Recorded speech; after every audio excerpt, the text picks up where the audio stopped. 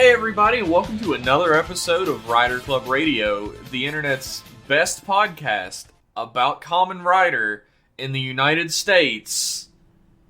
And Canada. I don't know. I don't have those figures in front of me, so... I'll check with my bookkeeper. We cross national boundaries.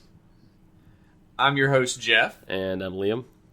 And I'm Tamaz. I'm filling in here for Max this week. And I'm Tamaz.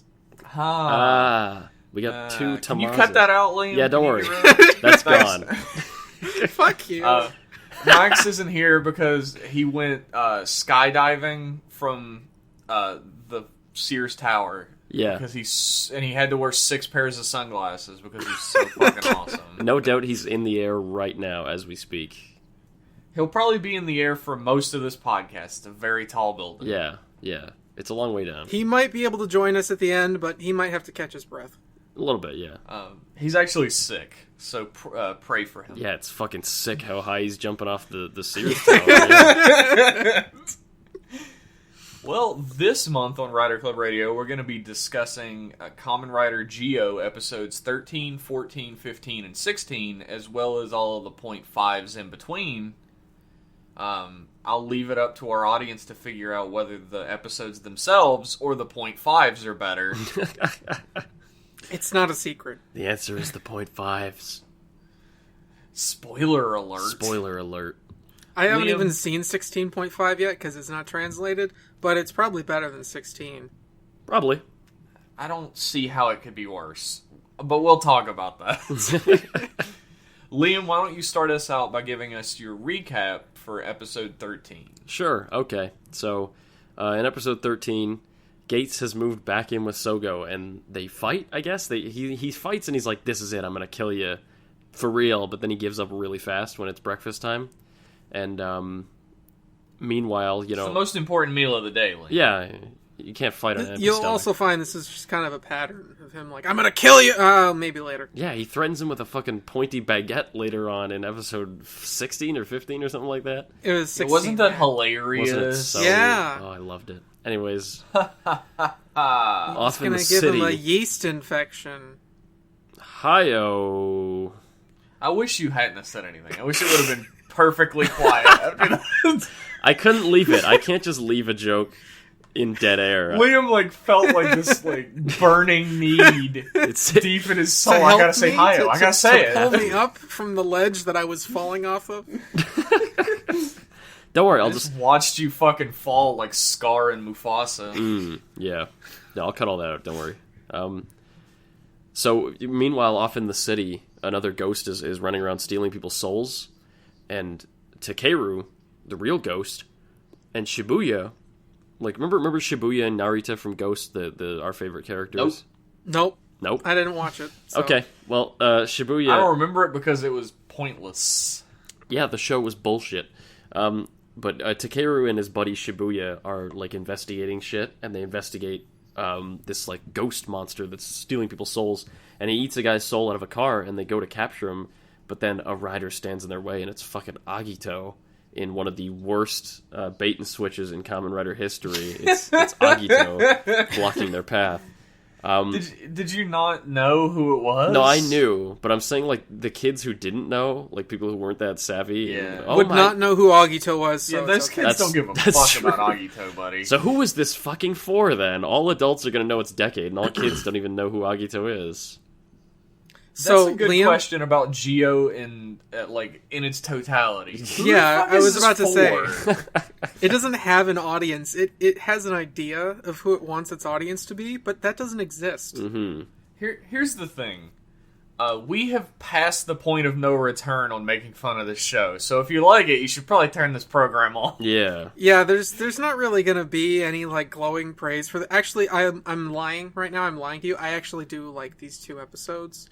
Yeah, I mean these are these are maybe the best episodes in the series so far. Which doesn't make sense because the starring characters are Tenkuji Takeru and fucking I'm forgetting Decade's name. Tsukasa Kadoya. Yeah, I butchered that pronunciation, but that's how I'm going to say it. That was the most American pronunciation I've ever heard. His from name, a Canadian. I reckon, is Tsukasa Tsukasa Kadoya. Oh, I didn't know there were two me's on this podcast. anyway, go ahead, Liam. Okay, yeah. So fucking Agito's there for no reason. Woes joins the Time Jackers. He says, "Look, we're all trying to fight. We're trying to make sure. I don't know why I'm joining you fuckers, but I'm gonna join you guys." And he says, "Look, history is maybe getting fucked up because Sogo is like turning good, but I know a guy who influences history and blows up worlds and shit. Maybe he can help. I'll give him a call." And meanwhile, out on the town, Sogo is sitting on a bench doing nothing, and another ghost appears right near him and starts attacking people. He attacks a guy riding a bike really fast, which is important for later. Sogo tries to fight him, but he can't. He can't beat him, and he gets kidnapped by Takeru and Shibuya. He fights another ghost, and another ghost warps away, and he untransforms and is like, "Oh, I couldn't beat him. What the heck?" And Takeru fucking lassos him from behind, and that's enough to take him out of commission, and drags him back to Daitenkuji Temple, which is the pit from Ghost. How do you remember the name of that? Because I wrote the show, man. I yeah, brainstorming all this shit when I was writing Ghost. So they go to Daitenkuji Temple, and he's in this universe, or in this reality where Ghost is forgotten he's a fucking rider. He still runs the whole mystery hunting business. I don't know if you guys remember from Ghost, they ran a mystery hunting business, and that was why they always... There's a ghost hunting business. Yeah, whatever. It was a supernatural problem-solving gang. It was the fucking mystery machine. The mystery team. He's like Ghost Adventures on Sci-Fi Channel, but in Japan. He's what's the Zach Baggin? He's the Zach Zach Baggins. Kamen Rider. So he still runs that. He's just not a Kamen Rider, and he can't fucking do anything to any ghosts that he encounters this time. He must be terrible at his job, but... So he's Zach Baggins. He's Zach... Yeah, exactly, yeah. Oh, fuck you, Zach Baggins. I know you listen. Nothing but net. Bitch. Would Zach Baggins' favorite Kamen Rider be Ghost? It'd have to be. That's his brand. There are no ghosts in it, so sure. Yeah. Yeah, it's the two things that Ghost and his show have in common, yeah. Hi-yo. Okay. Boom. Okay, just dunking on him. Sorry. So, Daitenkuji Temple, he says, "Look, we're ghost hunting business. We have a client who's this girl.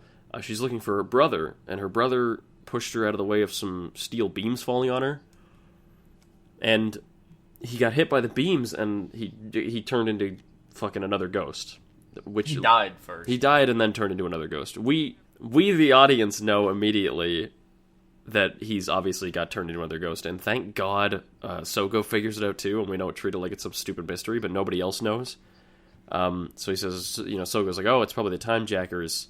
They turned him after he died, but they keep him tied up anyways because he says he wants to be a king, and they're like, that's suspicious. So we're gonna keep you in this lasso. We're not gonna." It is suspicious. It's weird. It's not a normal thing to say. I guess he should really stop telling people. But he stays fucking tied up. He stays in the lasso at Daitenkuji Temple. And meanwhile, again, there's a lot of meanwhiles in this episode. It keeps bouncing back and forth. Just like the show. Hey-o. Well, I mean, it's the show I'm talking about, so... Yeah, what was... Just like the thing you're talking about. So, Aura talks to Decade. She says, "Hey, Decade, we got a job for you. Can you kill this guy?" And Decade says, "Yeah, maybe. I'll look into it." And they track check my day planner. Yeah, I'll check my calendar and I'll see if I can kill him. They track another ghost to a chemical plant, and it turns out he's attacking people who are liable to cause accidents because the Time Jackers are looking through history and saying, "Oh, there's an accident here. Kill the guy that caused it before it happens." So he goes to this a chemical plant, and there's a guy who's not being careful with the chemicals, and Ghost is another ghost is if you're about to cause an accident, I'll kill yous.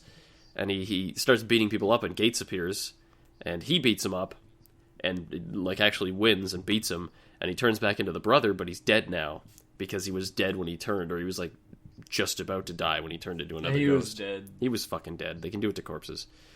So, appears, and he's like... appears, and he says, "Look, you can't kill him now. What are you gonna do? He's dead. He's if you beat him as another ghost, he's dead. What you gonna do?" And somehow there's like a question here, like, oh yeah, so we'll just let him kill everyone because otherwise we'd have to let him die? Yeah. Even though he's not alive?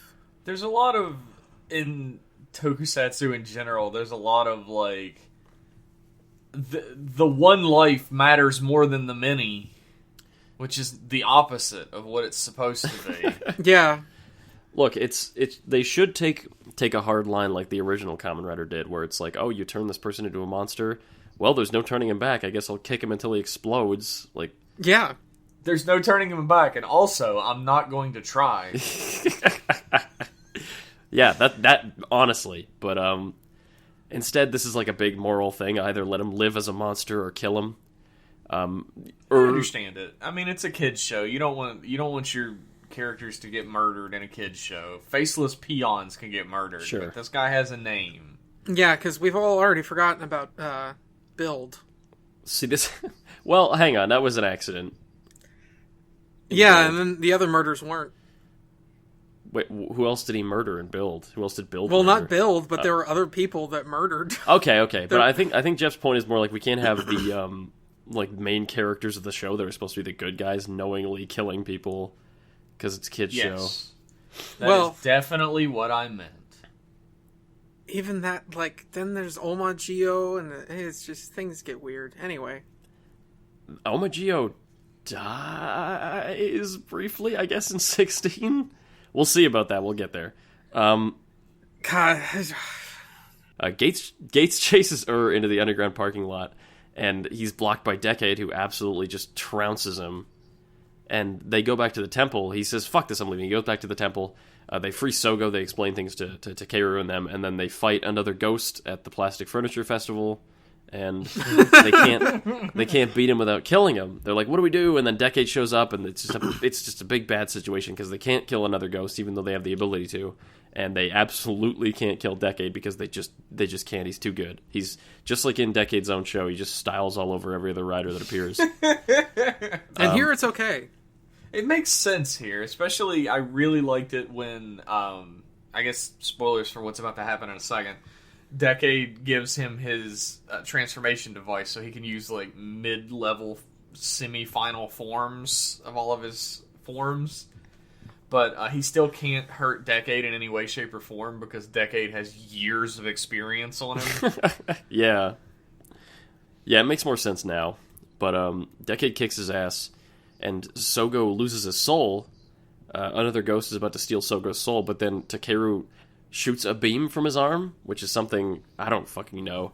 He shoots a beam out of his arm. Shoots a fucking, like, Ultraman beam. That's what I was thinking. His arm. Like, the way he holds his arm, and he shoots a little Ultraman beam out of it to knock Sogo's soul out of the way. And so the baddies leave, I guess. Another ghost is like, I guess I can't be fucked to walk all the way over there and take his soul. So Decade's like, let's just leave. Because we can't... We've got him, we're right where we want him, and we can't just kill him because it's episode 13. So let's all... gather. He's already dead. Like, Decade doesn't know that the soul is then separated from the body. I guess that's true. So they all pile in. Another ghost does. Yeah. But he doesn't do shit. He's just like, alright, bye. He's conflicted. They pile into the van and drive off, and only Takeru can see the dead Sogo soul standing around. So that's sort of like the setup for the wacky shenanigans that are going to be in episode 14. Did you guys like episode 13? Tamaz, you said you were kind of a fan of these two? Yeah, I thought they were...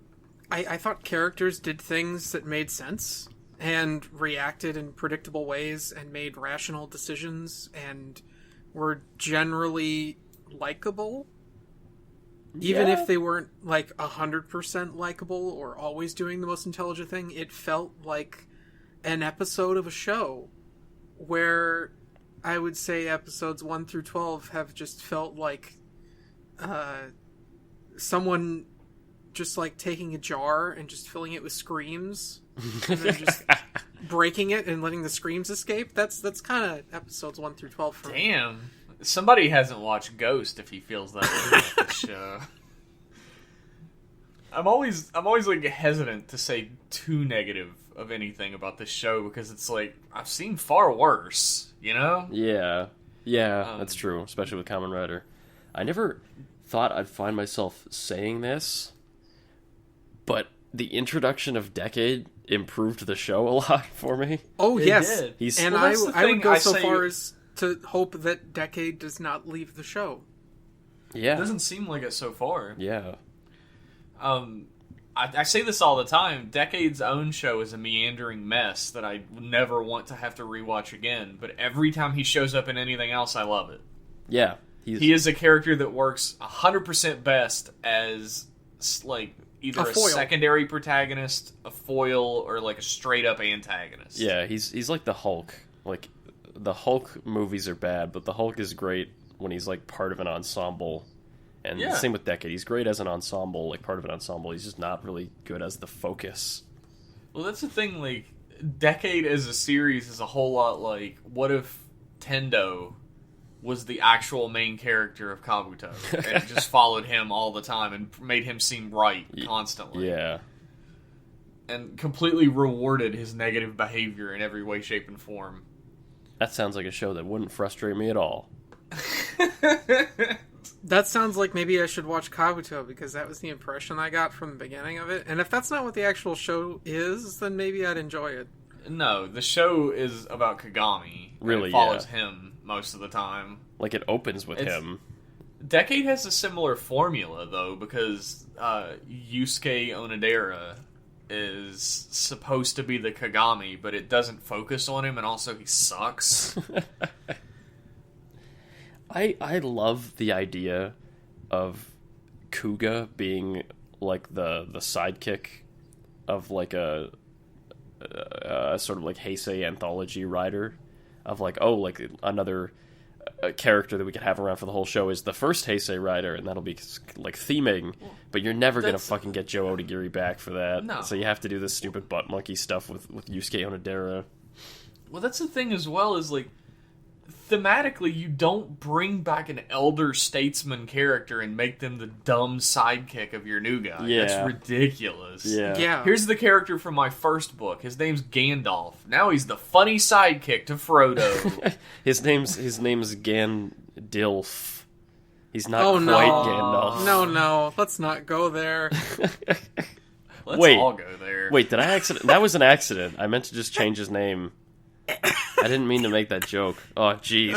I really stepped in it now. Man, if there's such a thing as a verbal bear trap, that was it. There's a subset of viewers out there that agree, though, I'm sure. Jesus, where were we? Episode 13. I'm not hating on Gandalf. I'm not hating on that. No, I was surprised he went there. Like, this episode, the introduction of Decade is done, like, as a little mystery thing that, like, isn't a mystery to anybody, really. Mm-hmm. I guess for younger viewers, they'd be like, who the fuck is this?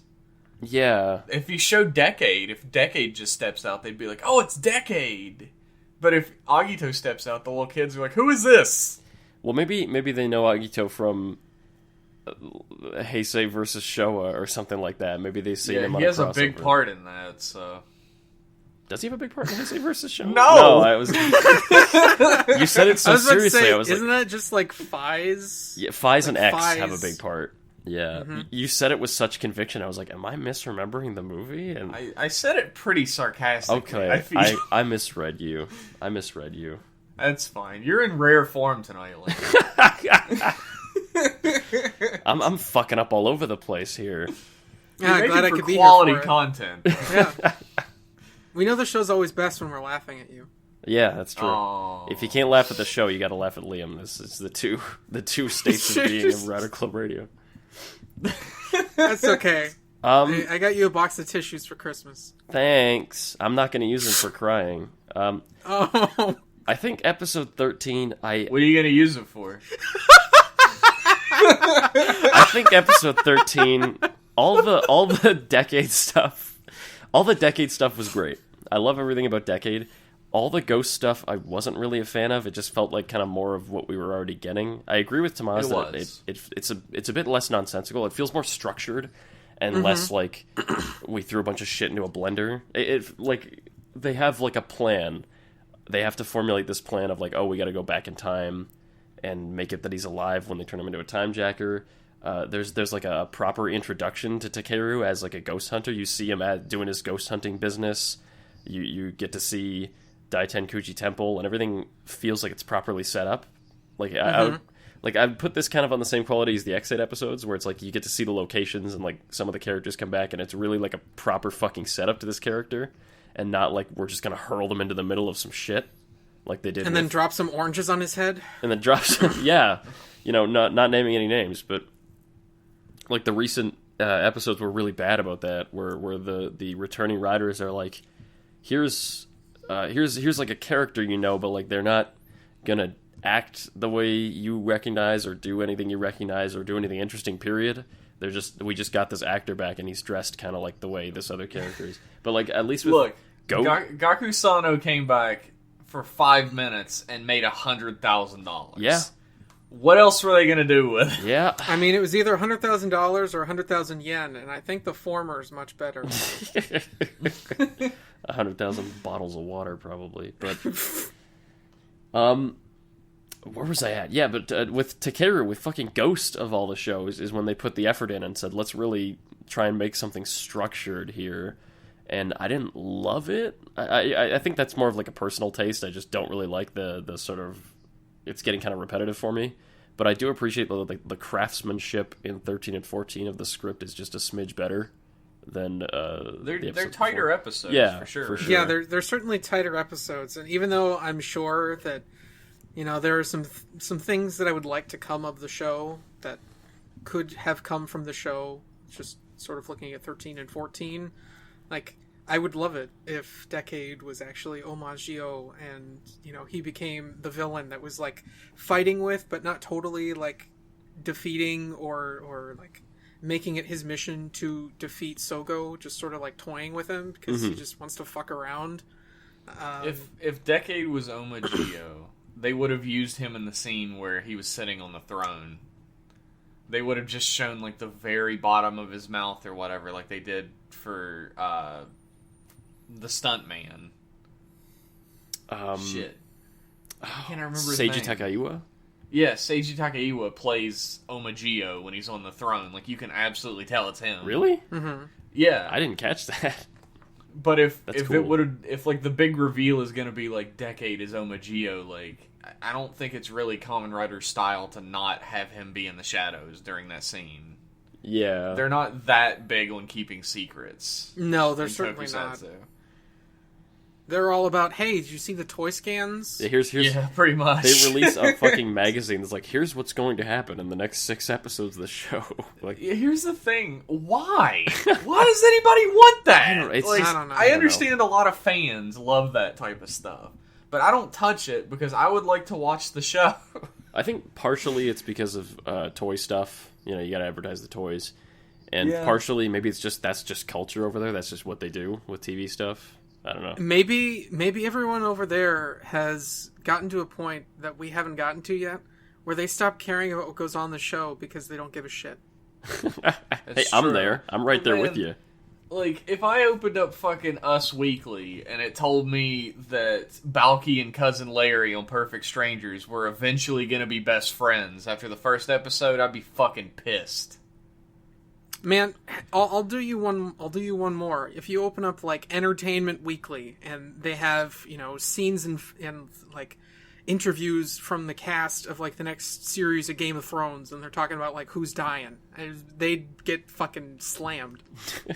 That's true. Yeah, but I guess over there you gotta show them Kamen Rider Shinobi, because like we've known about Kamen Rider Shinobi for like a fucking month now, and he's just showing up in the actual show. Next week in episode 17. So what is it with Kamen Rider and like the future has ninjas in it? I don't know, but I love it. I mean, that's a future I want to be a part of. I want to be the part of the ninja future. I'm totally fine with like future ninjas. Yeah, I don't know who started that trope, but it's fine. In the future, Kamen Rider Shinobi looks dope as fuck, though. I like his belt. His belt's a big shuriken. I like everything about I really like ninjas. Yeah. Like, I wanted to like Naruto really bad, but I couldn't.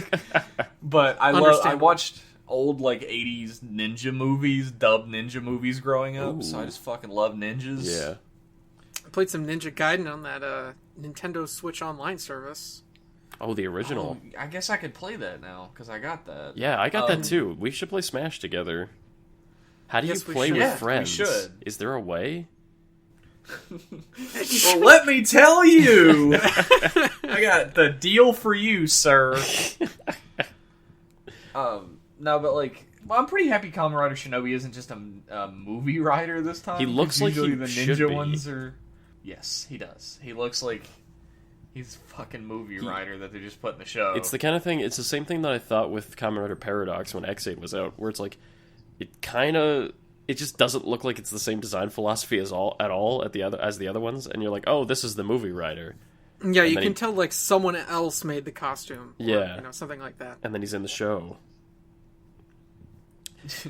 Then he's in the show. And then he's in the show. What a surprise for me. Like there was that God, what was his name in Drive?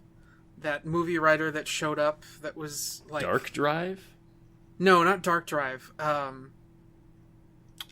The detective. Oh God, not like I don't know why my brain just went to like Detective Conan. No, like the mastermind thief. Oh, Lupin. Lupin. Kamen Rider Lupin. Lupin. Like Lupin Ranger. Like that. You Kamen could Rider tell that. Lupin. You could tell that was just coming out of left field, Yeah. totally removed from Yeah. the show, had nothing to do with it. Yep. I mean, it fit. I wish he would have just been like Kamen Rider Thief or something, and he had like a thief motif. Because I'm pretty fucking sick of Lupin at this point. Japan will never get sick of Lupin. Every time Japan's like, "Well, we gotta have a thief in this," it's Lupin. Yeah. The only Lupin I want to fucking deal with is Lupin the Third. Yeah. But you'll never get that, no. You'll never only have Lupin the Third. I want him to be in Kamen Rider. Maybe someday. What if they just did like a Lupin the Third like Sentai show? What if it was like a Lupin the Third Sentai show, and you had like one team that was Lupins and the other team that was like cops, and they would have to like fight each other? Is that crazy? This sounds or- familiar. No, I'm writing this down. I'm gonna send it to Toei. See if they'll take it. Well, if you make it good, maybe I'll watch it. Holy shit. Let's talk about episode 14. We haven't talked about Jeopardy in like 6 years now. Yeah, Sure. that's fine. Let's jump right ahead Mhm. to episode 14 of Geo. Okay. They're all like in the hospital, I guess. Sogo's dead body, they put him in a hospital room where Which is what you do with dead bodies. Yeah, well, Mm-hmm. Yeah, you hook them up to an IV when they're dead. he can just safely in case. void his bowels there and maybe Oh. get him in some formaldehyde so he doesn't rot away. Turns out Takeru can see ghosts because he has the Ghost Watch, and I guess the Ghost Watch also lets him shoot Ultraman beams out of his arm. And This Wait, whole thing is with that the Ghost Watch explained? doesn't actually make any sense. all Is he, that explained in the episode? He has the ghost watch, and that's why he can see ghosts? Yeah. Yes. he's like, I don't know what But this is. he gives him the ghost watch, and he can still see Yes. ghosts. Correct. You're He- right. He just says, I don't know what this is, but ever since I got it, I can see ghosts. That's what he says. You know what? I'm going to allow it. It's based on past episodes. We must allow this. This is They've This gotten is away with like- it before. in the face of Geo. This is a minor transgression.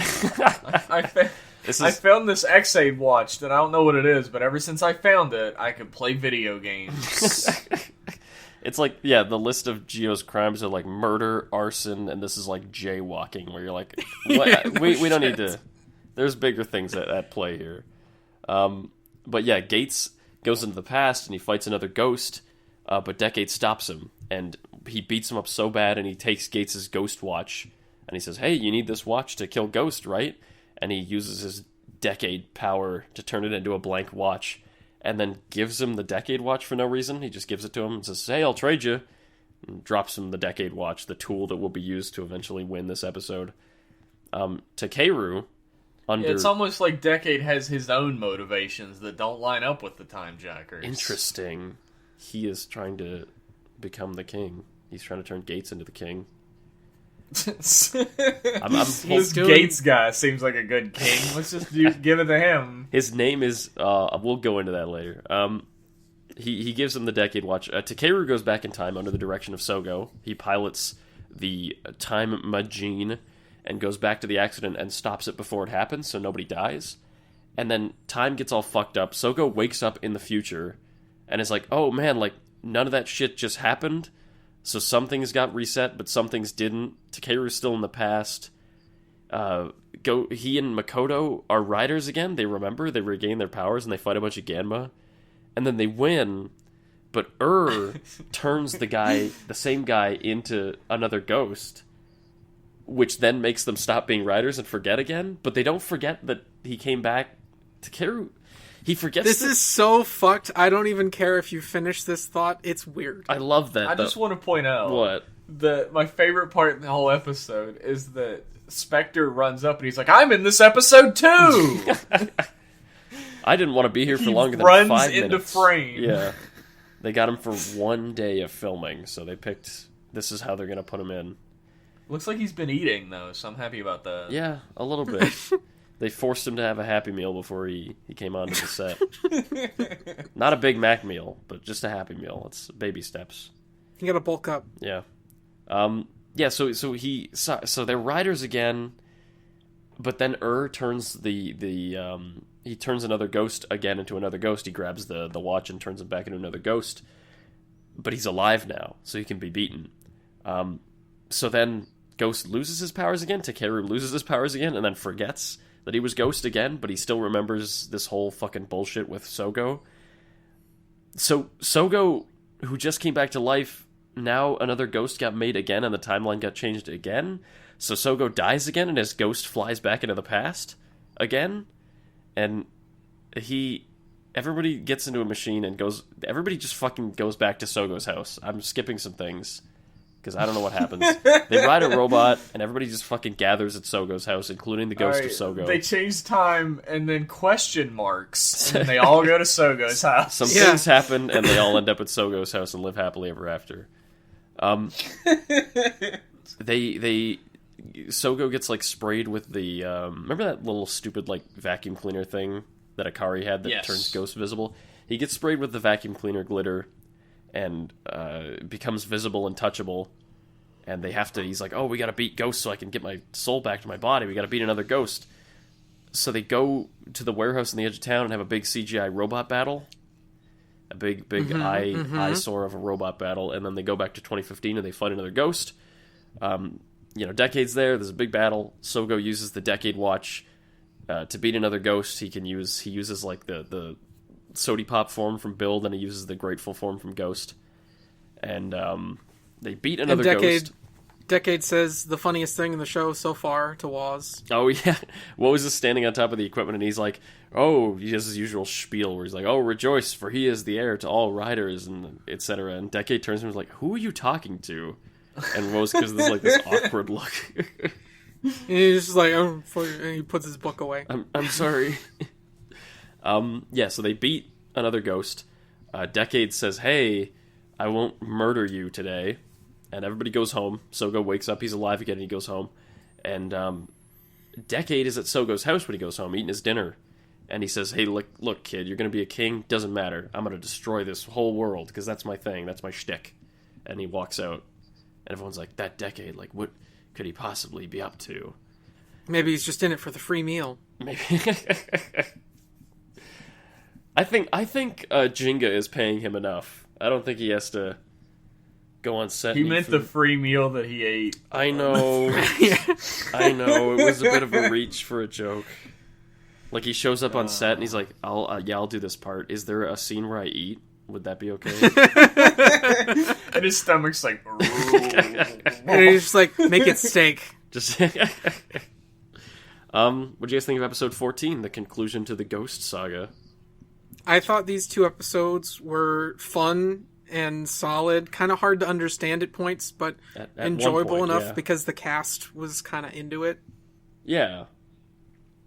And even though there were some things going on that didn't totally make sense, it was okay because you could tell they were doing their best to have everything, like, have a rational, like, purpose. Mm-hmm. You know, they were doing things for a good reason in these 2 episodes, which was nice. Like, I joke about it being super fucking convoluted, but their plan made sense of, like, go back and make them turn the guy into another ghost while he's alive, and then we can kick his ass.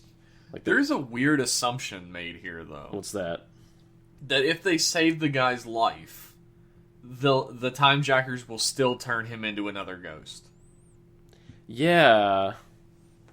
And they do. Well, because even they're if they- that predictable, I guess. They're dumb. Even if they didn't turn that guy back into another ghost, that's fine. Because then they can just they beat could up just whoever. kill another guy and turn him into another ghost, though. If Yeah, Lois but was I don't smart. think that guy needed to be dead in order for there to be a motivation. But the Time Jackers just don't really do things that make sense ever. Dude, so... if I was the fucking Time Jacker, I would just go up to some dude, shoot him in the fucking head, and then turn him into another whoever. Every single time. Because eventually they're not going to be able to figure out how to stop him from dying. And then what the fuck are they going to do? See, if I was a Time Jacker, I would find out where Geo lives, or, like, find out his schedule, and one day while he's out buying milk and stuff, then I'd just shoot a guy in the head. Just skip the whole another rider business. Just shoot someone in front of him in the head and be like, what are you going to do? You can't save him. Okay, if we're going for plans that are almost foolproof, find victims of an as-of-yet apprehended serial killer. Okay. Turn them into, like, another rider or whatever. And then if they want to undo it so that they can, like, defeat this guy before he's died, he has been killed, they have to solve an actual murder that the cops can't figure out. Ooh. Also, if they, like, defeat the would-be victim, then they still get murdered afterwards. Mm-hmm. Do you want that blood on your hands, Sogo? You little frumpy bitch. That should be the Drive episode. They have to solve a murder. Oh, yeah, that'd be fun. Yeah, if there is a Drive episode, if they can get Ryoma Takenuchi back. I want there to be a Drive episode. They don't have enough money. Yeah. Oh, they got Gaku Sano back. Yeah, that's true. I wouldn't have expected that. They'll get Shinosuke back for literally 5 seconds. He'll pop in and be like, "And I'm here too," and then he'll leave. Or they'll get Chief Jun back, Chief Honganji.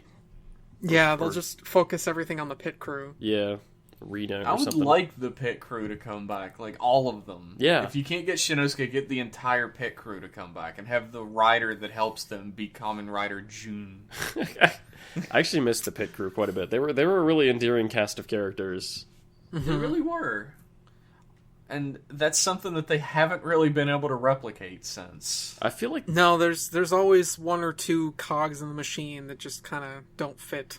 Yeah, I feel like the pit crew all felt unique and had, like, interesting personalities and hobbies and shit, and felt like real people.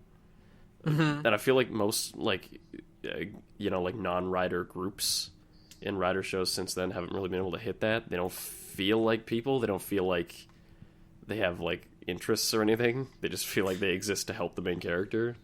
Build almost had that until they incorporated Sawa, Oh, yeah.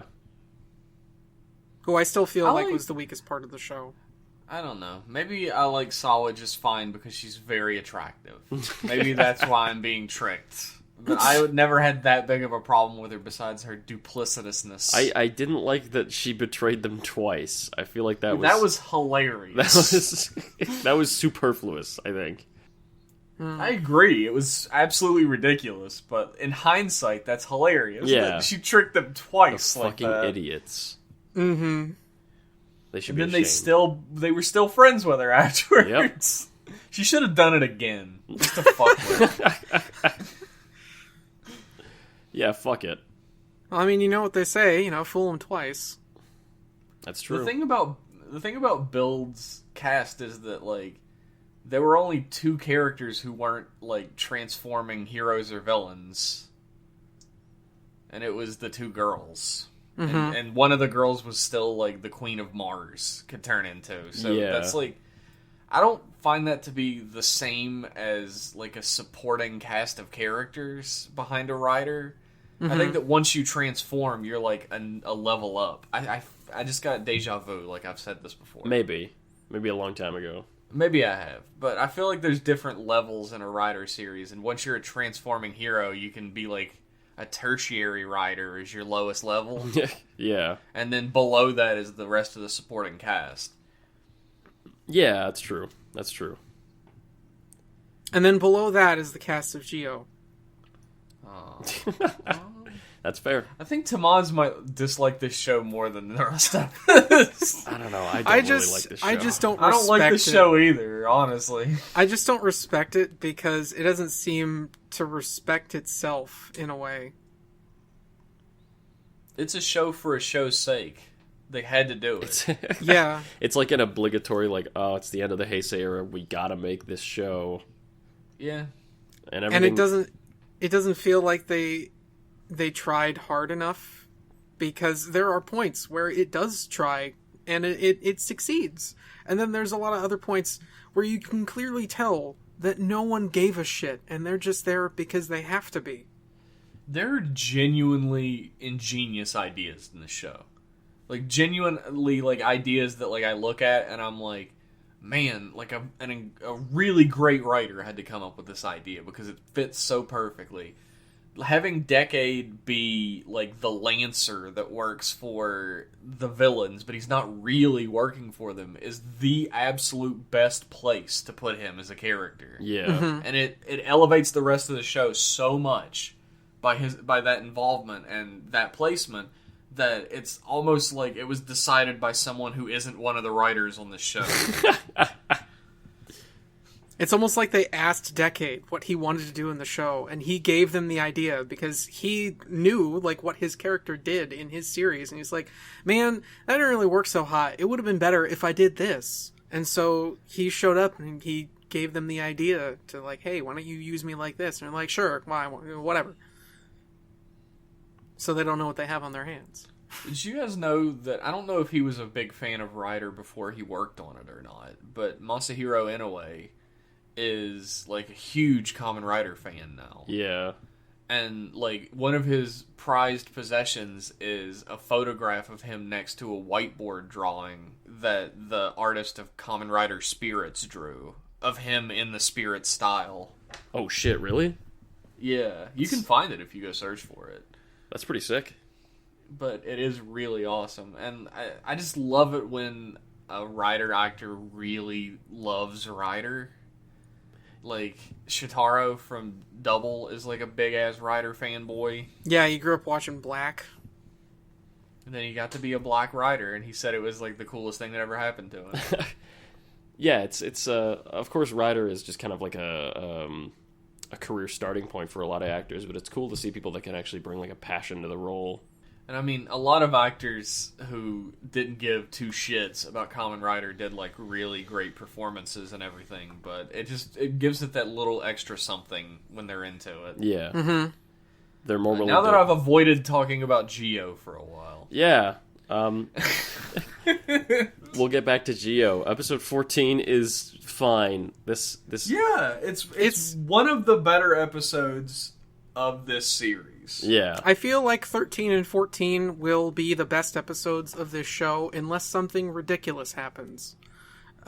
Just because the farther this show keeps going, the more it begins to unravel. That is, like, there's a lot of holes in it, so it's kind of hard for you to be able to tell the difference between, like, now and maybe later. I don't know.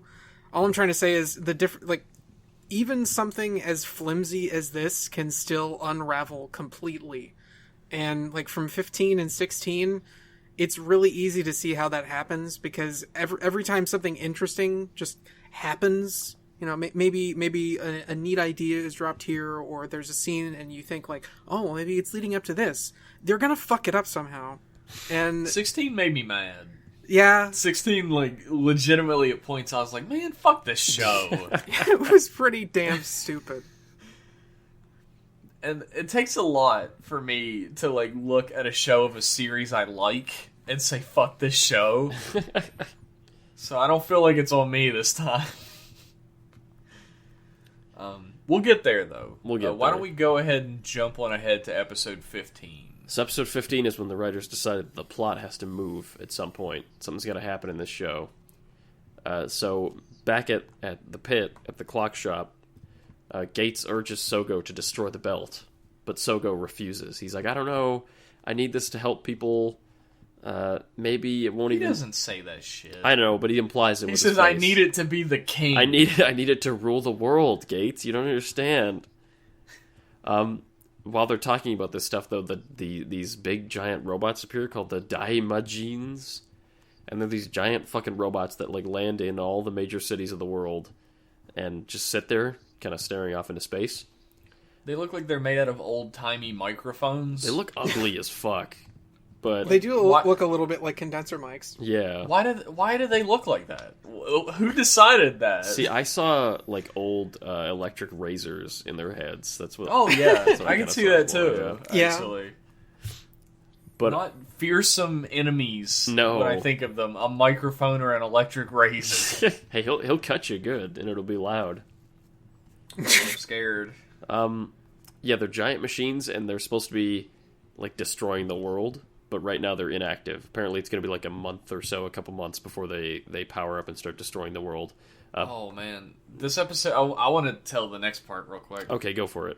Because this episode has my favorite moment in the entire series in it. Earlier in the episode, Sogo says that he had a dream that led him to become obsessed with being a king, and his uncle is like, "Oh, tell them," and he's like, "Oh, they don't care," or whatever. And then when Sogo sees the big shaving machines come out of the sky, he's like, "Oh no, this is just like my dream." And like, there's explosions in the background, sound effects out the ass, people screaming, cars, tires squealing, and our heroes are standing perfectly still. And Gates is like, "What about that dream you had?" And Sogo just tells them, "People are in danger, what are you doing?"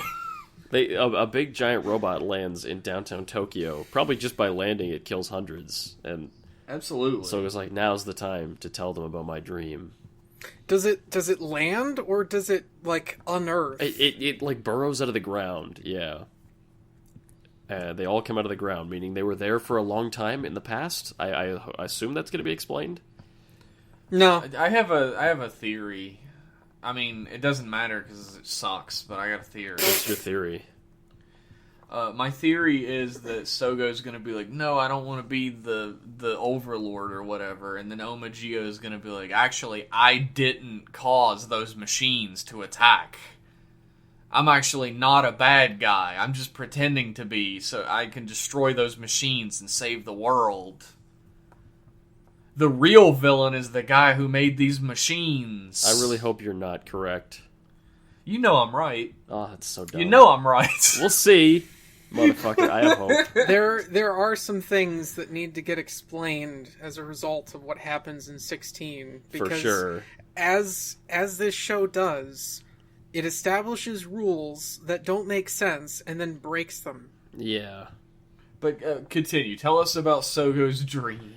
Okay, so his dream is that he has like a dream when he's a little kid. The Daimajins activate and kill everybody, destroy the whole world, and a guy in like a black suit appears next to him. But he Who's doesn't totally remember... not from Ghost, the guy that has the really bad teeth. he looks like the Tooth Man from Ghost. His face is blurred out, thank God. It's actually a censorship over his teeth. It just blurred his entire face out because his teeth take up that much room. Sogo says, "Oh man, this guy told me that I was going to be the king one day. I would be a king that would stop this calamity and stop this destruction, and I'd rule the world. So that's why I decided to become a king."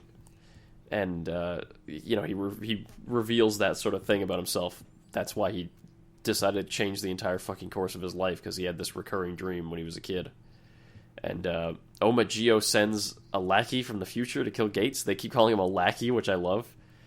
He's like this robot guy programmed to murder Gates and Tsukiyomi. So like he comes through a time portal and they have a big fucking fight. And Schwartz and meantime, they revealed they're like, oh, the day of Oma, which is the day that Agito blew up the world and took over the world, it didn't happen this early. It was supposed to be later. So maybe he's trying to get like a head start or something. He went into the past and activated them before they were supposed to be activated or some bullshit. But while they're like discussing this, they obviously don't come to any conclusions right now. Gates decides to get real, and he says, "Look, shit's getting serious here. I got to kill Sogo now. There's really no more time to mess around." So they have a big fight, and the lackey, Omagio's lackey from the future, interrupts them, and Decade also interrupts them. So like Gates and Decade team up against Sogo and the lackey, and they have a big fight, and Decade sends them all into the future so that they can see what. Can I just interject here that any time this show tries to place any sort of urgency on the story, like, oh, well, we only have this much time until, these things happen, I'm just thinking to myself, no, you don't. And if anything serious were about to happen, like, if anything that really required the attention and, like, full cooperation from everyone in this cast, like, to do one thing, they would just go do it. They'd just go time travel and do it. So, like, if there's anything that really needs to get done, it'll happen. If not, then they're just going to sit here and dick around and waste time and pad out the show and, like, True.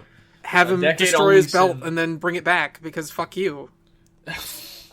Decade only sends Sogo and Tsukiyomi into the future. Yeah, Gates still stays in the present because fuck him. He's Decade's friend, so he's like, I'm not going to hurl you into the future. I just realized we didn't talk about any of the .5s. I guess we'll just talk about them in a lump. We'll talk about those at the end. Yeah, they're just kind of a separate thing.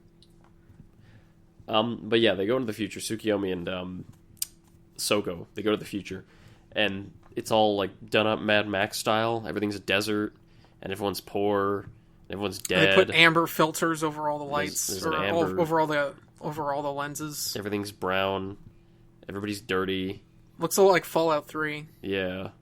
And they're like admiring this, and then the fucking drag redder from Ryuki like engulfs them and takes them to Omagio's throne, which isn't in a castle. It's just in the middle of a fucking field. It's just a chair, which I thought was weird as hell. Just a chair.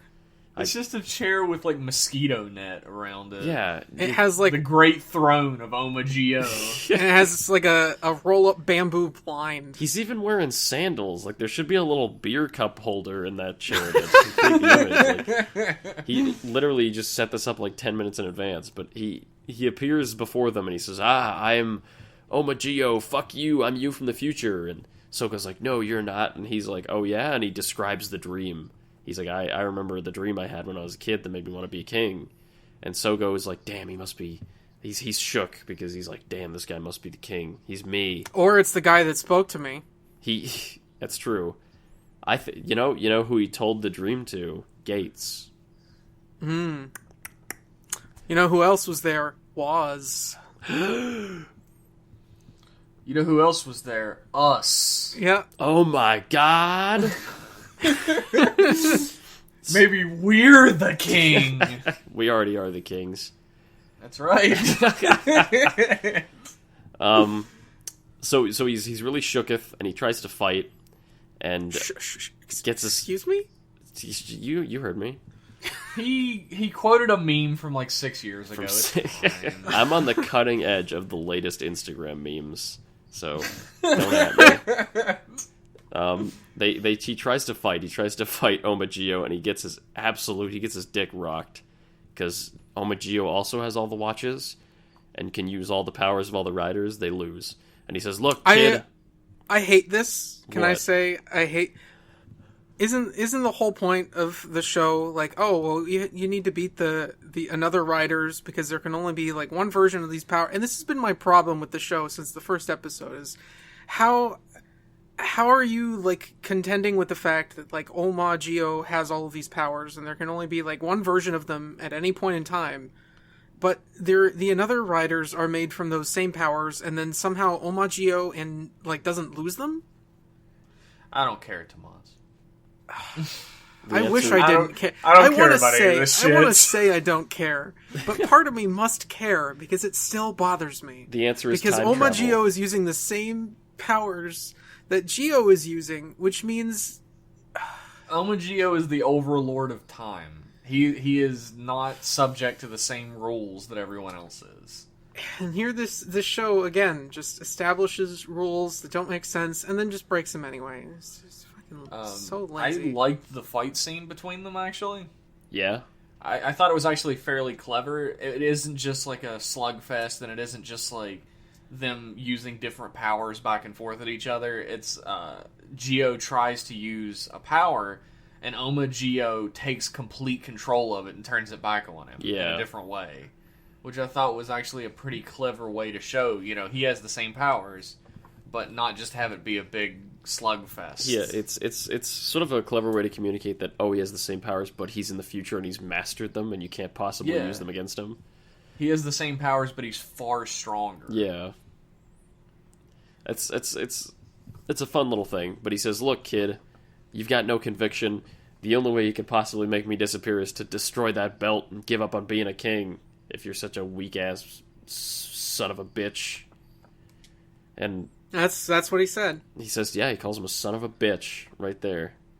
And Sogo is really put off by this. So what did you guys think of episode 15? He's really put off by it. My brain was like, just say shook, and I was like, I already said shook, I gotta find something else. He doesn't enjoy this one bit. He's not a big fan at all. He's very unhappy. It's annoying. It's really annoying to him to hear those words. But I'm gonna come out and say, I think 15 and 16 are way better than 13 and 14. I like these two episodes a lot more. I don't agree that it's better, but I do think 15 is a good episode. Yeah. I think 16 is fucking infuriating. 16 so has I'll never be able to. 16 has a bad part right at the end that makes me upset a little bit, but I feel like 15 and 16 start going somewhere interesting, and then they just take a shit. That is true.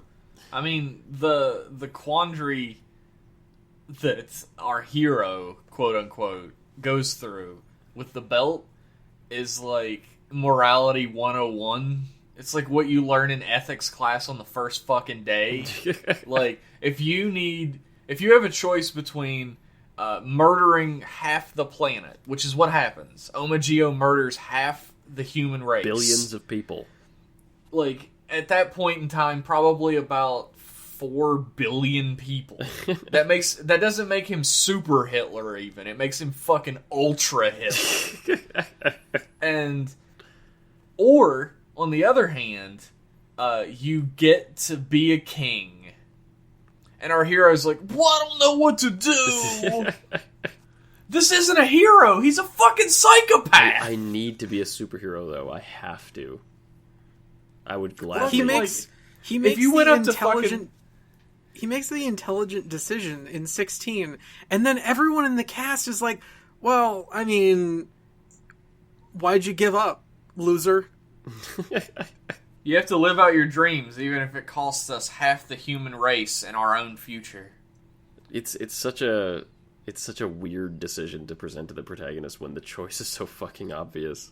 Yeah, and he, like, agonizes over it throughout the episodes. Like, I don't know what I should do. And then Tsukuyomi's like, wait, what are you doing? And he's like, you fucking came back to the past to kill him! What are you doing? This is the best case scenario for Tsukuyomi, actually. Just destroy the belt and be done with it. I don't know why Tsukuyomi came back to the past. Gates came back to kill him. She came back to, like, be his best friend. Yeah. I guess. Yeah, she came back to be a character that they need to have in the script. Correct.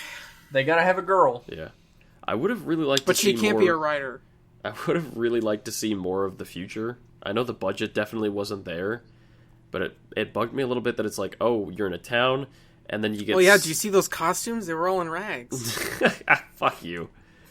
You're in a town, and then they're just swept off by a magic drag rider to the throne. Like, they couldn't have even walked there and maybe seen a bit more of the landscape or something.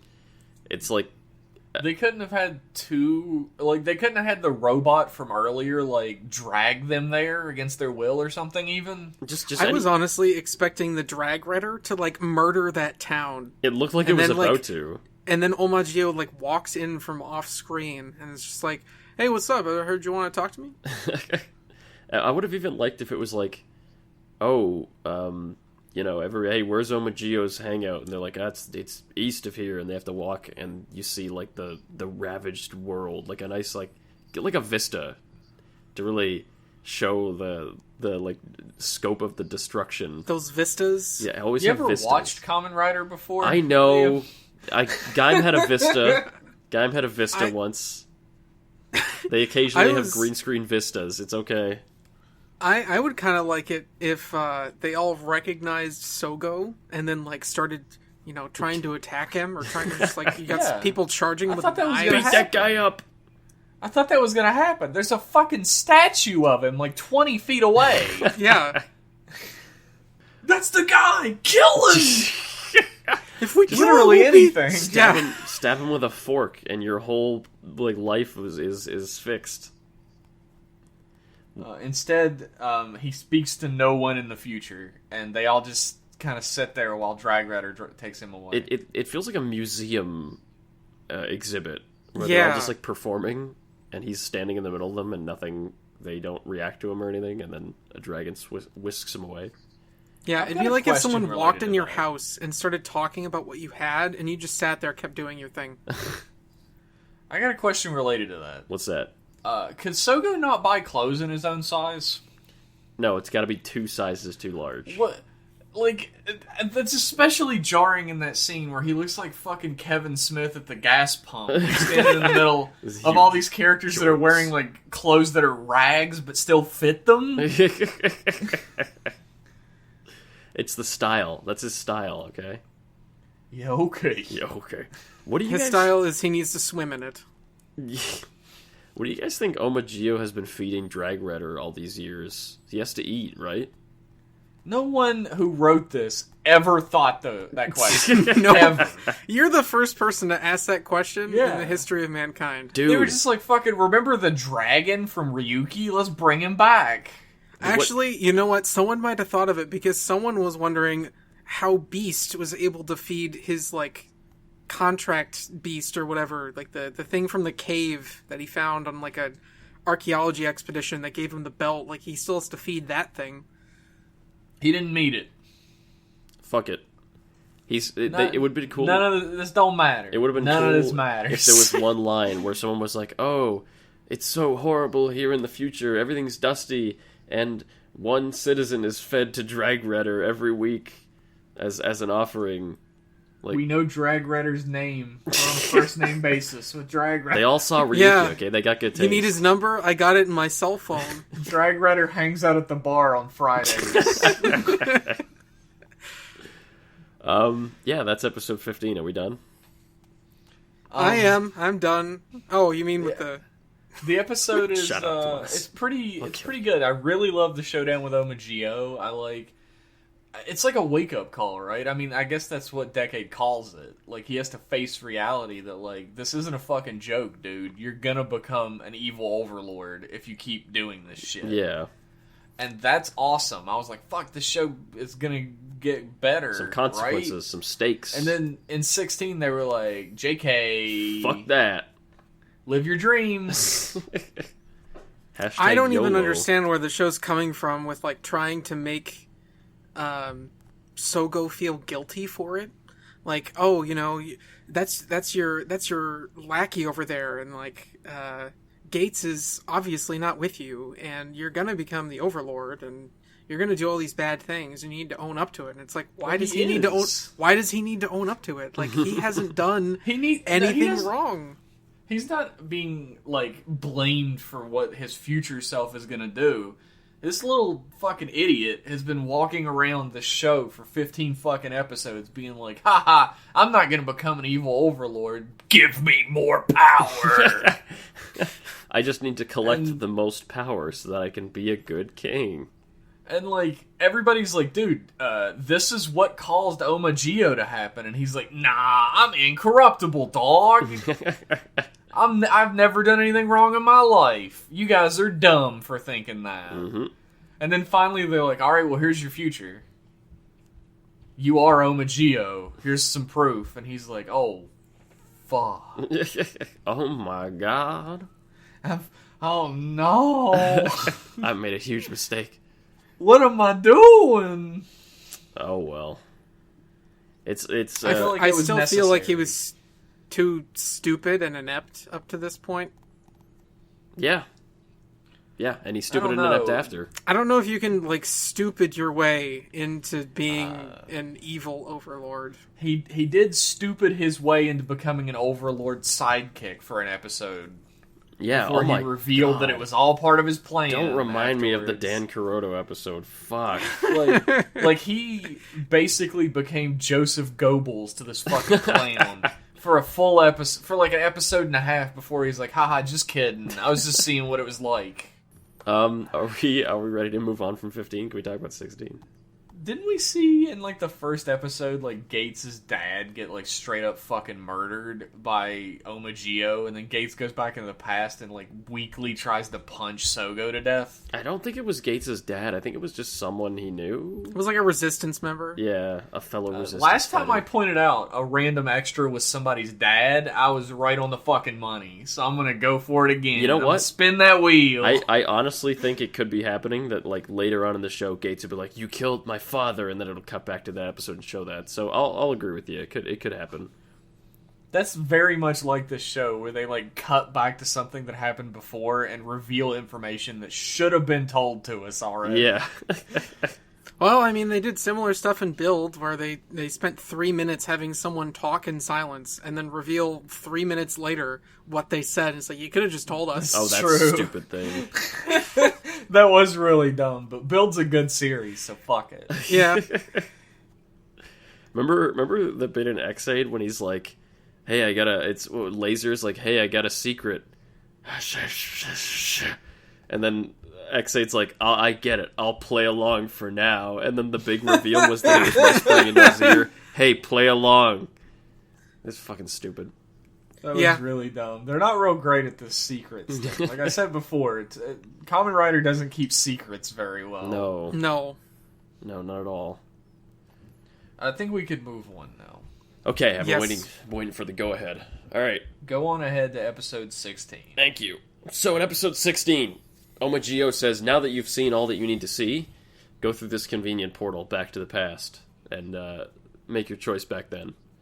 So they go to the present, and Gates is there fighting the lackey. The lackey just keeps appearing, and Gates is fighting it, and Sogo finds him and says, "Look, Gates, I saw some shit in that portal. I need you to blow up my belt." So he throws the belt into the air, and Gates shoots it with a laser, and it blows up. And all at once, Agito disappears from the future, and Gates disappears, and Tsukiyomi disappears, and time resets, and Sogo wakes up, and none of this shit has ever happened. Disappear. They should disappear, Dumbo. is what I'm saying. The entire show should be erased when he loses Yes. the belt. Exactly. He and should the show wake up- doesn't, because it's... He should wake up and be like, "Man, being a king sure is for losers. I gotta study for my entrance exams," and there's no Look, fantastical I elements. don't know why this is bothering you guys still. Like, the show has clearly shown that it does not give a fuck about the rules of time travel since episode 1. I know, but I feel like But it only like halfway cares. Like, it will do things. It- like, it doesn't wiped give a things from fuck about existence. It wipes things from existence because, I like, feel like- time wise, that wouldn't make sense. And then other things it leaves alone. Like, oh, here this robot falls over and they reprogram it. It's like, but who built the robot? How is it still there? Who sent it in the past? Why are there still robots coming out of the ground? It's residual past energy, sir. Also, Agito didn't make the robots. The real villain of the show did. the aliens I'm gonna did. use the residual past energy of myself to slap you when I was at MagFest. Damn. I didn't feel it. Can you so go I back a guess whole we're- year like that? I feel like if there's no Agito, then Tsukiyomi and Gates should never have gone back to the past. There should be no time jackers. Nope. But whatever. Like Jeff said, they don't give a single shit. It's just whatever is convenient for them. Yeah, absolutely. I don't know. I guess at a certain point I was just like, alright, I'm gonna have to go ahead and not pay attention to the time travel in this show. Like, whatever the fuck happens. Like Who I cares? would dig it if this was the last episode and fucking Gates and Tsukiyomi go back to the future and they're like, "Man, it's all fucked up and dusty here," and all the citizens are like, "Who did this? Who caused all this shit? Who caused what's going on?" Dude, what would have been better, and I guess I don't know, what would have been better is if they didn't show Agito disappear.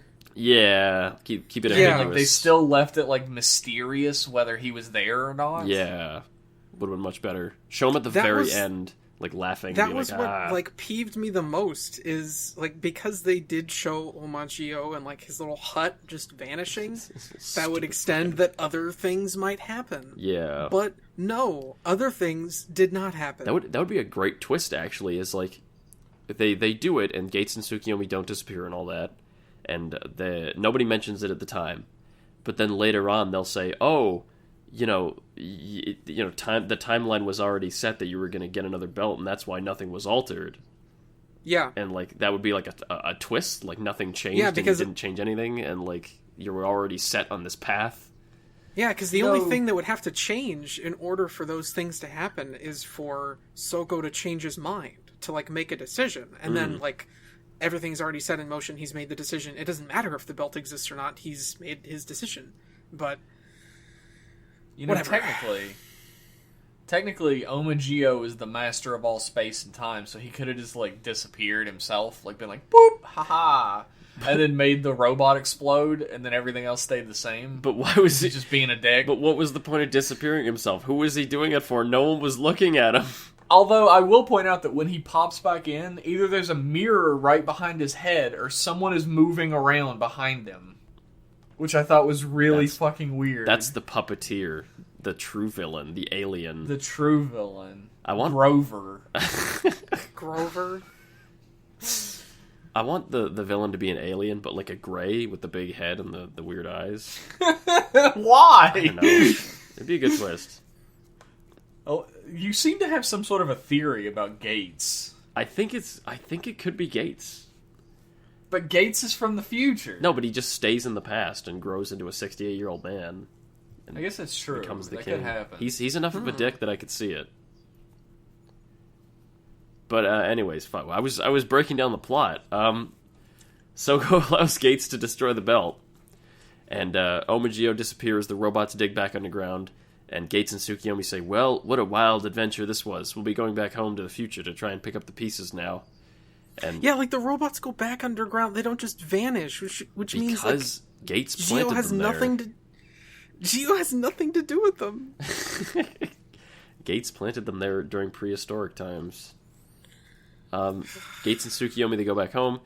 Decade is talking to Aura, and he's like, "Damn, that was really easy. We got him to give up being king really fast.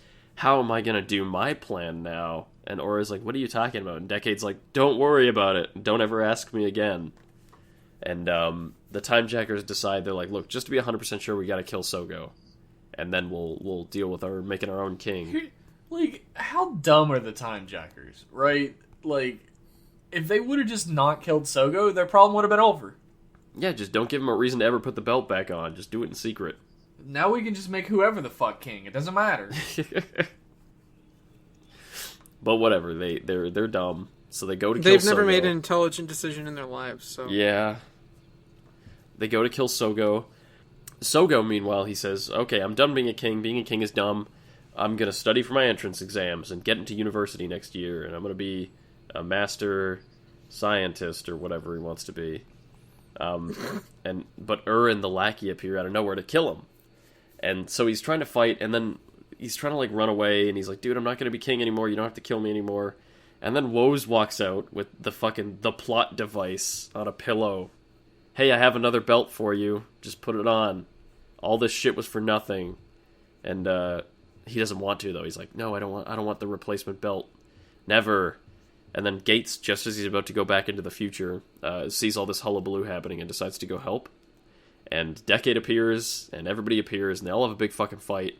Decade and the lackey, they gang up on Gates. Sogo's trying to run away. He blocks a shot, takes a shot right to his face, so he could block it from hitting a child.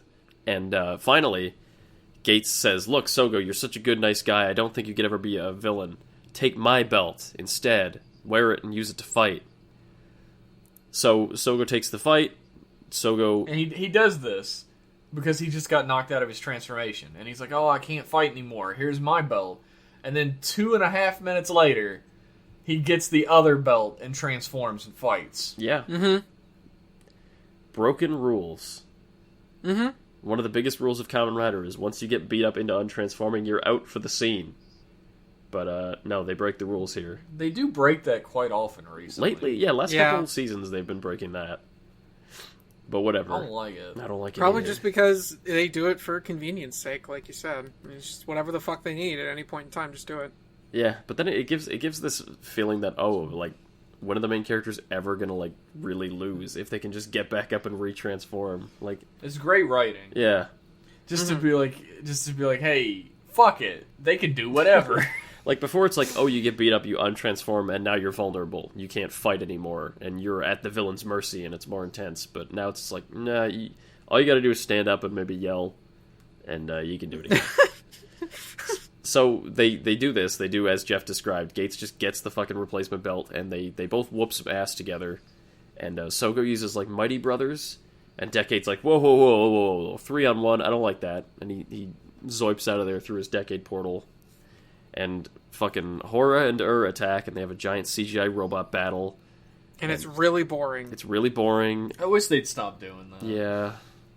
They like ride... Like, Gates rides on, like, Soko's robot and is, like, attacking on the back. And it's like...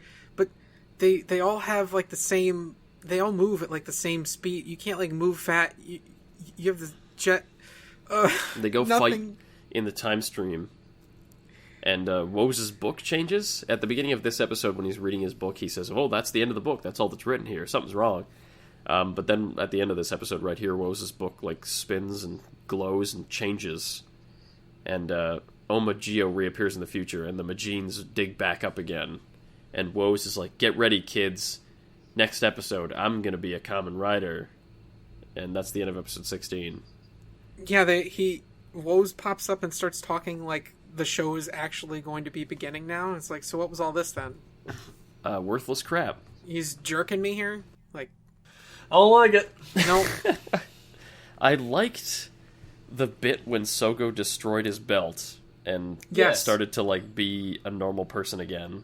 It reminded me of that part in Spider-Man 2 when he stops being Spider-Man for a while, which is my favorite part of the entire movie series. Spider-Verse? No. Here's the thing. Spider-Verse is great. Spider-Verse is good, but... Go see it. I'm talking about Spider-Man 2. Fucking... I don't know. The whole message seems to be like, don't give up on your dreams or whatever. Like, he starts to be a normal kid, and they're like, well, what about your dreams, Sogo? And it's like, I don't know, if you went back in time and talked to the fucking atom bomb scientists about when they were kids, and they're like, oh, I want to be a scientist when I grow up, would you be like, don't give up your dreams? No, that's a scene I forgot to say when Sogo's like, you know what, I've decided being a king is stupid. I'm going to go to school and make something of my life. And his uncle's like, whoa, hang on. Don't be hasty here. What if you do want to be the king of the world someday? And Sogo's like, damn. He tries to impart some wisdom. His uncle tries to impart some wisdom about, like, him giving up on his dream but still, like, following it, and like, oh, you know, time it's cyclical, you know, maybe you'll come back around, you'll chase your dream again. And his dream was to be a king in a society that doesn't have a king. What if, you know, you give up on your dream, but what if someone comes back with your dream on a fucking pillow, just handing it to you? Wouldn't that be insane? I don't know, like, here, from a meta-narrative position, that speech makes perfect sense to us, because it equates perfectly to the fact that the show needs to continue being made. So somebody has to talk this fucking moron into continuing being a moron.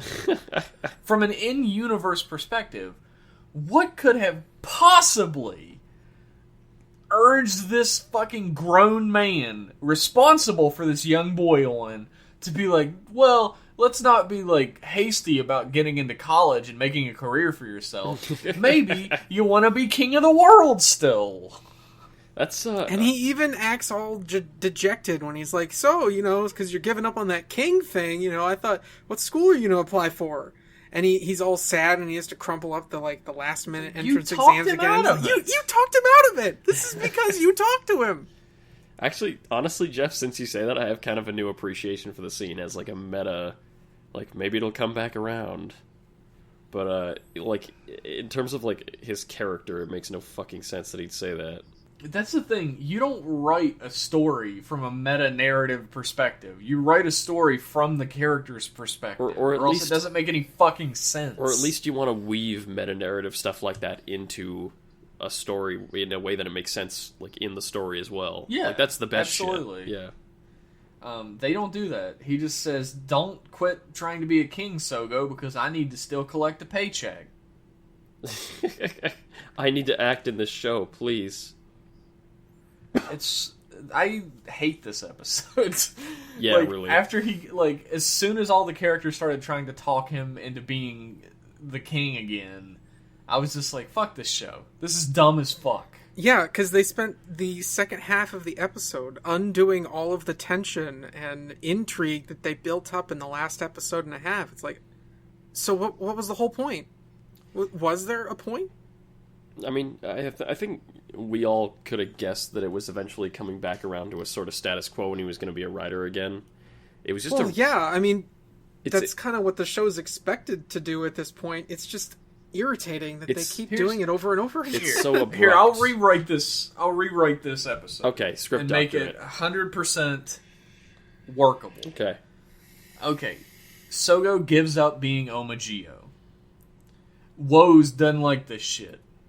He doesn't like him not being Geo, so he goes to the Time Jackers, and he's like, are you guys still gonna be time jacking? Because it seems like now is the perfect opportunity. Time jacking. That is a naughty word. You need to be time jacking all over the place. But, like, now's the perfect time because there will be no one left to go against you. And Sogo witnesses another rider appear. And Gates is gone, Tsukiyomi's gone. There's no one left to stop this another rider. And Woes offers him the belt. And he has to wrestle the entire episode with, do I take up maybe becoming this horrible monster that seems inevitable that I'll be, or do I allow the Time Jackers to create their own horrible monster and take human lives in the meanwhile? There we go. That's better. Maybe take one more episode to do that, like stretch it out a little bit so you at least think he might not give it up. And that could be a lot better. Maybe a return to form, bring back that kid that was like his friend in the first 2 episodes and then vanished. Oh yeah, that guy. Oh yeah, I forgot that guy existed. He just abandoned because he's all such of an his high school unrealistic friends. character. Yeah, like no one would be friends with this giant fucking weirdo in real life. If some dude told you he was going to be a king seriously every day, you wouldn't put up with that every guy. day. No, you'd humor him for a little while, and then when he didn't shut up about it and he seemed serious about it, you just stopped calling him. You'd be like, man, you should probably get some help. You need to see a professional. It's Geo definitely has the problem that a lot of other modern writers have, and that he just doesn't have a life outside of being a writer. And like you said, he has high school friends, but the second the show starts, they just vanish. Like, don't any of them ever? Did they ever call him up? Did they ever say, "Hey, you want to hang out?" No, because they're not important to the show. So. When's the last time he went to school? I think he graduated. I almost want to say this is the summer vacation between school, like after his last year of school. I feel like you're right, but they didn't make that clear. No, yeah.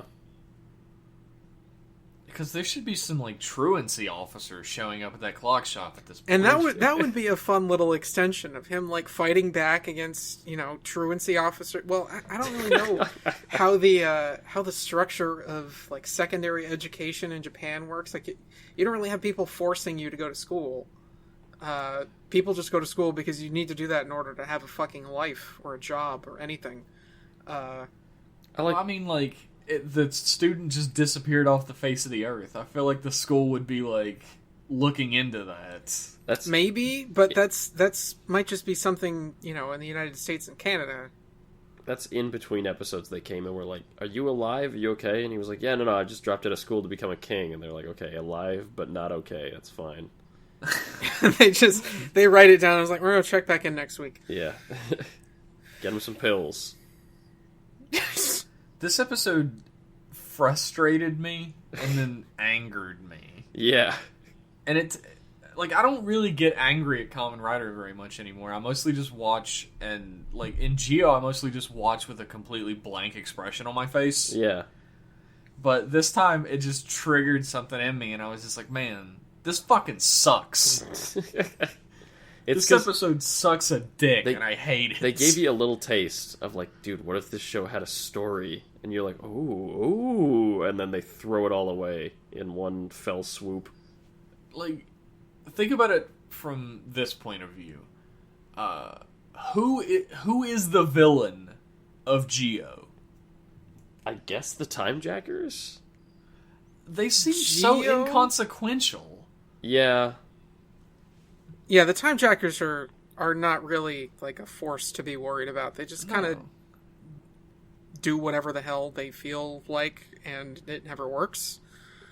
The whole plot of the show is like, how do we stop Geo from becoming Oma Geo? That's the crux of the series. Yeah. The Time Jackers are just like there because we need monsters for them to fight. Yeah, exactly. Yeah, because they want to make their own king, but that's never going to work, but it gives them something to do. Why do they want to make their own king? That's a great question. I guess... I've been wondering that since the first fucking episode, and we still don't know. Would their king be better than Oma Geo, you think? Like, hey, Maybe. we're trying to make a king that's not going to kill half the world and maybe run this place okay. That would be a great thing to explore in the story of Geo, but that is not their motivations because they kill people all the time and, like, manipulate. Well, you gotta crack a few eggs to make an omelet. Like, maybe that's the way they're looking at it, though, that, like, a few people die to save, like, 4 billion people. But they're also wanting all of these, like, another riders that will become a king to be, like, menacing and make, you know, evil decisions. Like, yeah, why don't you go take revenge on all those people that are causing accidents, you know? Or, I'm just forgetting any of the other ones because they're so completely memorable. Tomaz is right. Like, they're trying to create a villain. Like, they want a villainous king to take the place of the villainous king, which circles right back around to my theory that Oma Geo is not really a villain. Yeah, it could be true. Or he's a villain and they just didn't think about that. Could be. Like, I'll have to like the show if it turns out I'm right. Like, I'll have to be like, all right, it's good now because it said what I said. That'll be the most embarrassing thing. Yeah, anytime Jeff is right, I'm just upset. Oh. Man, you must be just sad 24/7 then, bitch. Unfortunately. Oh. I got sad in a different way. I don't know. Like, I want the next episode to be better. I liked 13 and 14. Alright, they were pretty good episodes. I thought 15 was kind of okay. Like, I didn't have much of a problem with it. 16 made me so mad. 15 was my favorite of this batch. 16 was like, let's take 15 and throw it in the trash. 13 and 14 to me were just kind of like the kind of fare that I was tired of. I like Decade a lot though, so I'll put them above the others for sure. 15 retroactively got taken down a lot of pegs because it doesn't matter. Like, I watched them back to back. Like, I watched 13 and 14 back to back, and then after 16 came out, I watched 15 and 16 back to back. Yeah. And so the air got let out of my balloon real fucking fast. Yep. As far as my perspective and expectations of Geo, at this point, I really don't care. I'm just going to be mad at whatever happens because it all sucks. And anytime something good happens, I'm just going to wait for it to get fucked up. Well, I think it's like we said. I think we've gone into this series enough that we can say with some certainty that it's probably going to be bad. Just the show in general is probably going to be not good. Yeah, I'll go on record with that. You can put that on the DVD. Yeah, put that quote on the DVD cover. This show's probably going to be bad. Rider Club Radio. There we go. Mm-hmm. It's fucking like 12 episodes of Blade, and then it got good. Yeah. If this gets good at episode like 18, this will be the longest stretch of a show being boring to bad and then becoming good. Yeah. That has ever happened in Rider history. The thing is, like, Blade, when Blade's bad, it's not boring. It's like weird and surreal and kind of funny. Which is why I was willing to put up with it. I was like, I was enjoying it even when it was bad. It was like, oh, this show's fucked. I love it. But Gio's bad because the characters are really boring and the plot is really repetitive, which is like the worst kind of bad. Yeah, there are three main characters in Gio. Gio, Gates, and Tsukiyomi. That's who we're supposed to believe are the three main characters. Sogo is a sociopath. Yeah. Gates is completely and totally ineffective and wishy-washier than Charlie Brown ever was. And Tsukiyomi, I have no fucking clue what her character is. She's just like a Florence Nightingale, Girl. like showed up to try and like help, and then just fell in love with the main character, and now just does whatever the fuck that she feels will help him. Her character, Even though Yes. that's not what would help her. Her motivation doesn't exist. She's there to be the female protagonist. I'm still who's like she stands on the edge of the battlefield and goes, "Oh no, the hero!" But the hero murdered her family and also 4 billion other people. I feel like they still haven't properly explained what the fuck Tsukiyomi is doing in the present. Like, why did she No, go back to the they past haven't. again? They still haven't like provided any real reason for it. Because Gates has a very clear-cut objective. He's just absolutely ineffective at Yeah, it. he tells us he has a very clear-cut objective, but he refuses to fucking do it. It would be so unbelievably easy for him to kill Gio. He should at least be a villain writer for the first part of the show. Come the fuck on. Like, I don't know how they would avoid this very obvious choice. I don't know. I'm not even the type of guy who thinks the secondary should be against the main character, but they made that decision. They're like, he's against the main character, but he also lives with him and they're best friends. Lame. I just don't get it. It's like they didn't. I don't get it. It's like they wanted to have like a Kaiser or something, but they didn't want to fully commit to it, so they were have him be best friends with him also. I hate it. And like even Kaiser lived with him for a bit, but that was while he was kind of like deceiving them into thinking he was a nice guy, and Faiz fucking hated him. Yeah, Faiz hated him. He was deceiving. What was the lady's name? I'll never remember. Her name, her and the dork Yeah. that she was friends with. Like, he was deceiving them, and that's why he got to stay there. You know, I don't even really hate this. I just kind of sneer at it. Just like I look sideways at it, at this show, and I just question what the hell it's doing and why people are watching it. And then I look at myself, and I'm watching it. You're on a podcast about it. I'm on a podcast about it. If it wasn't for Like, Rider if Club you Radio, want to bow out for the rest of the show and come back afterwards, you can, but you'd be a fucking coward for it. Oh, I'm already a coward. That doesn't change yeah, anything. Tomas, the only way to avoid your fate is to throw away Rider Club Radio and erase the future of you watching. So all you're saying is I have to stop. I just have to hit the stop button on Audacity right now. Yeah. And I'm out. It's true. Do All it. right, see ya. I'll use the wizard form to shoot the stop button on Audacity for you. That would have been absolutely hilarious if he stopped recording and then Oh, was like, I alright, don't- bye guys. Bye, guys. All right, so did you just forget that part where I said I'm a coward? I think this. I don't hate this show either. Like, I hate Ghost. Yeah, But I Ghost was watched bad. all of Ghost, and that's why I hate it. So check back in, like, 30 more episodes. I think Well, I'll I was able to definitely bow out of hate Ghost it. because I wasn't doing this show, but Yeah, right you now lucky son I'm of in a the bitch. part where I'm like, what's the contingency plan for us? Like, We don't got what else, one. What else can we do other than watch Geo? Like, could we watch like some Showa Rider stuff, or could we watch like Hibiki and like see if that's any good? Our Maybe we should contingency. just watch JoJo. I don't fucking know. Let's just become a JoJo podcast. Fuck it. JoJo Club Radio. Why not? Our contingency plan is we just shit on the show until it's over and hope the next one's better. No, And it it wouldn't worked be JoJo. last time. It wouldn't be JoJo Club Radio. It'd be Jaja's Cookie Quest. Jaja's Cookie Part 1 Spooky Water. Yes. I want to like this show, but it won't let me. Yeah. I think the saddest thing that I can admit is even if we weren't doing Rider Club Radio, I'd probably still watch it because I'm a slave to Kamen Rider at this point. But I would I not don't be know. happy about it. I've had my fill. Like, it's so tropey. It's all shit. fucking tropes and cliches at this point. Yeah.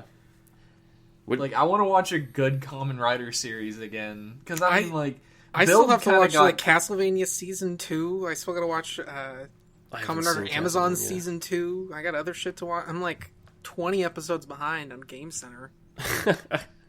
I started watching The Young Pope this month. It's really good. The Young Pope? It stars Jude Law, and it's about this guy that gets elected to be the Pope, and he's like 47. It's an HBO series. It's really good. It's an How do you fuck in a show called Young Pope? There's boobs. They put boobs in there. Don't worry. There's sex in there. Don't worry. They Does work the it Pope have the sex? No. Okay. At least not as far as I've watched. That'd be an interesting twist. I've been watching The Chilling Adventures of Sabrina. How's that? It's alright. I saw episode 1. Okay, Max. That's the best I can say about it. Like it's I'm watching it still. It's alright. That's funny. They put, I don't know if this is on American Netflix, but they put Jeopardy on Canadian Netflix. Oh, they did. What? They You better put it on believe American Netflix. I Jeopardy ate on through Netflix? that shit in like 2 weeks. Oh my god. I love Jeopardy. Jeopardy is so fun to watch because it's interactive only in your mind. Yeah, right? you're playing the game, but there's zero pressure. Yeah.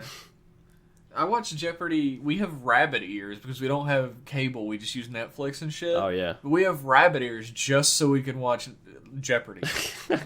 That's worth it. That's worth it. Do they have Jeopardy in Japan, I wonder?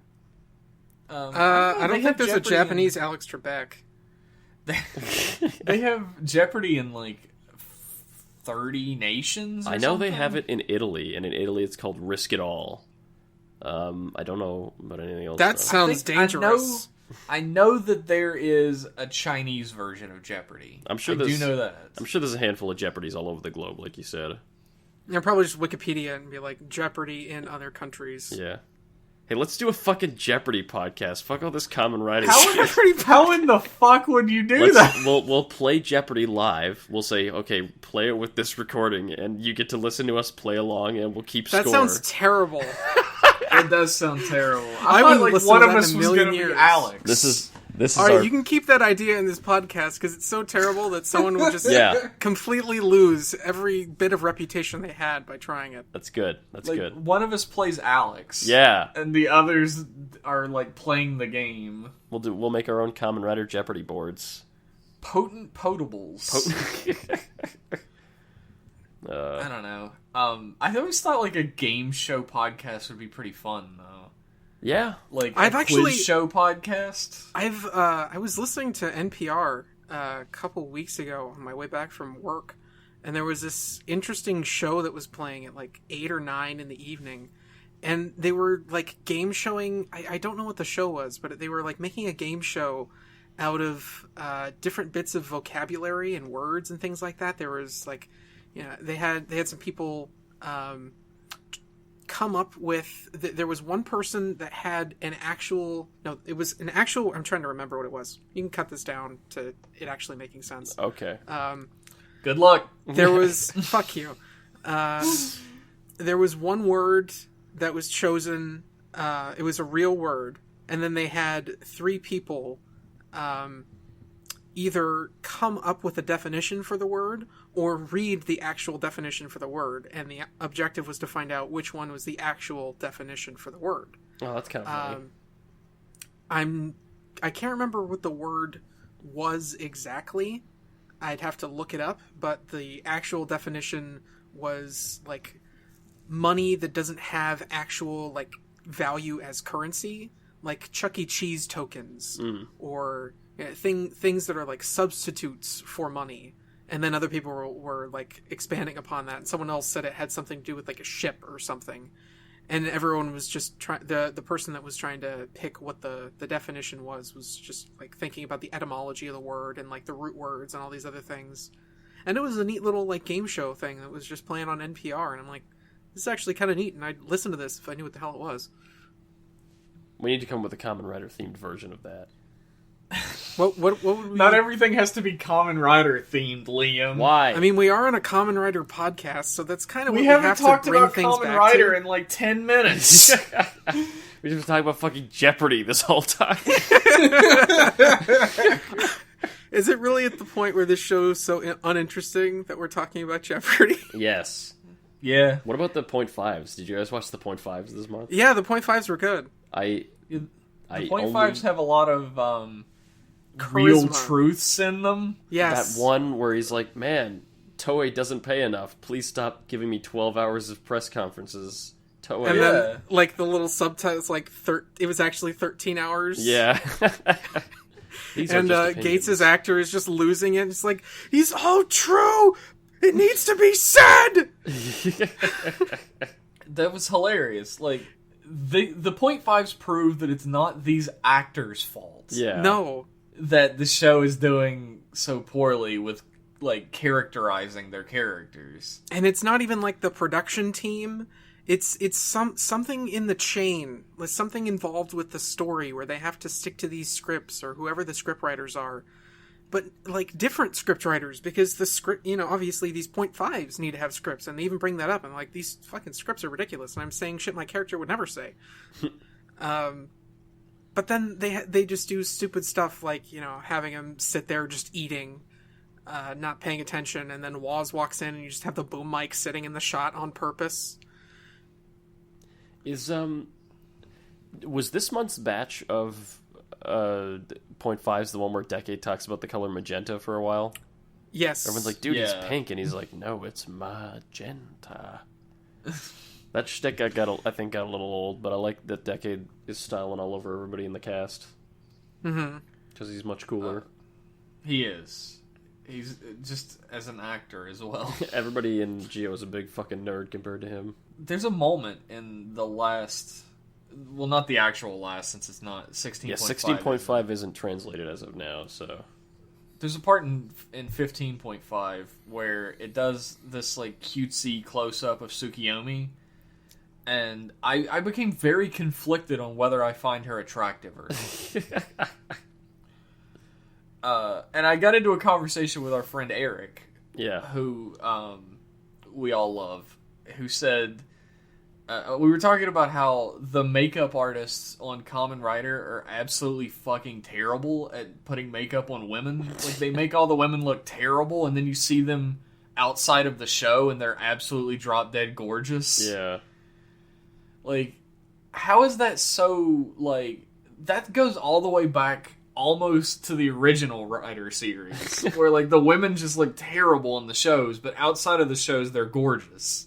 I wonder... What the fuck is happening? I wonder if it's intentional some way. There's no way they could just keep accidentally doing that for like 30 years, 40 years. I mean, shit, maybe it is intentional. Because they always are focusing on like all the male leads. So if the females are too attractive, then maybe they'll get the wrong idea. I don't know. Maybe that's just the style of makeup that they do at Toei and they see nothing wrong with it. No, because they can make women attractive. They just don't make any of the women leads, like, attractive. They just make them look average, which is, like that's fine. They don't need to be, like, drop-dead gorgeous. But then you see them in other media, and they're just, like, different. You barely recognize them. Well, that's the thing that happened. I was talking to Eric about this with Medic from Drive, where, in the show, she's dressed like a frumpy grandma and has, like, the shiniest face that ever existed. But outside, she's, like, one of the most beautiful women I've ever seen. How does that fucking happen? How do you mess someone up that bad and be like, alright, go out in front of the camera now? I don't know. It's malicious intent. It has to be, right? They have to be like, we have to... If the women in the show look too good, the stay-at-home moms will be very angry. Because, like... Well, that's another thing I was talking to Eric about. Welcome to the show, Eric. You're on it now. Yeah. I can understand almost every writer, actor throughout the history of Kamen Rider, somebody looking at that guy and being like, that's a handsome fucking dude. I would definitely plow that dude. Yeah. I could not imagine that for Gates and Sogo. No, definitely not. Gates looks like a baby's head on a teenager's body. They both look like kids. Yes. Yeah. Like, why? The show's supposed to bring in, like, Fujoshis and stay-at-home moms. I think they're trying to... it's the Anakin Skywalker fallacy, where they think, kids aren't going to want to be these characters. They're not going to want to see themselves as these characters unless they're younger and younger and younger, like as young as they are. I feel like you don't have to make them young. You just got to make them cool for kids to want to be like them. You don't have to make them children. But I don't know. I think that's just what they're going for these days, especially lately. That is like a Japanese culture thing. I mean, like Hideo Kojima always fucking talked about how like he would show young people pictures of Snake, and they would be like, who's this gross old man? Yeah. And then he would show like young people pictures of Raiden, and they'd fucking love him. Which is so far from the truth. And his Raiden's response was to make Metal Gear Solid 4. Raiden is better now. Raiden is better since Metal Gear Solid 2. I'm a staunch Raiden defender. I'll defend them. Even in Metal Gear Solid 2? Yes. Yeah, I mean, I'm not staunch about it, but I do defend him. I think Raiden is a good character. I just think he's very dorky in comparison. I kind of like it was just kind of a stark contrast to go from, Snake, who, is just a badass and is... I'm trying to put it into words, and I can't really do it right now. All I'm trying to say is Snake is cool, and I always thought Raiden was a dweeb. I think what may have softened it for me is when I went into Metal Gear Solid 2, I knew I was going to be playing as Raiden, and... Most people did not. Yeah, a lot of people didn't know. Yeah. Like, if I would have gone into Metal Gear Solid 2, because I didn't have a PS2 at the time it came out. Yeah. Like, if I would have went into that thinking I was going to play as Snake, I would have been fucking outraged. And you do play as Snake for the first couple hours. They really go into the thing. Yeah, right and there. they even had that in the demo. Like, you only played the tank chapter. Yeah. The tanker chapter, yeah. And then they do the infiltration thing, where Raiden's wearing a mask even, and they call him Snake. Yeah, they really go all in there. It's a trick. It's 100% a trick on the audience, and it works. Just like they tricked us this month with that Agito thing. Yeah, same thing, except it didn't fool fucking anybody this time. Yeah. Except they put it in the preview. Yeah, that's true. Do you still watch previews? I just don't turn off the episode until it's over, so yeah. I've since Liam pointed out to me in his grand wisdom that you don't have to watch them, which wasn't even that long ago, really. Like maybe last year, I've stopped watching them altogether because it really does like ruin the next episode. Yeah, no, I've been watching them, and have you guys seen the designs for Kamen Rider Rose and Kamen Okay, Rider... I gotta say that's hilarious. Hold on. What? I don't want to skip over this. What? Jeff goes into all these reasons about why he's not watching the previews, and then Liam's just like, yeah, I've been watching them. Yeah, fuck you guys. Have you guys seen the designs for Kamen Rider Woes and Kamen Rider Shinobi? Yes. Mm-hmm. So we know we like Shinobi. We like the shuriken on his belt. What do you guys think about Kamen Rider Woes? Woes is me. Okay, I just had to say that to get it out of the... Yeah, dude, I know. I hate me too. Skating on thin fucking ice right now. I'll break the ice myself and just plunge into the depths, dude. I don't care. I think he looks fine. It's. I'm not excited because I don't like this show, so I don't give a shit. That's pretty much it. I don't like it. You don't like Woes? I mean, I don't hate it or anything. I just don't think it's that great. It's it reminds me of Necrom. It's very Necrom. It's well, not especially with the green hue. What? Especially because of the green hue, yeah. Yeah, not only is it green, but it's also like the main rider, but green, which is very Necrom-esque. I will say this though: his driver has probably the coolest name for any driver in Rider history. It's called the Beyond Driver, which is fucking intense. Like the Star Trek Beyond driver. Exactly. I love that name. That was a great movie. That was a great joke. Save it for M-Class, maybe.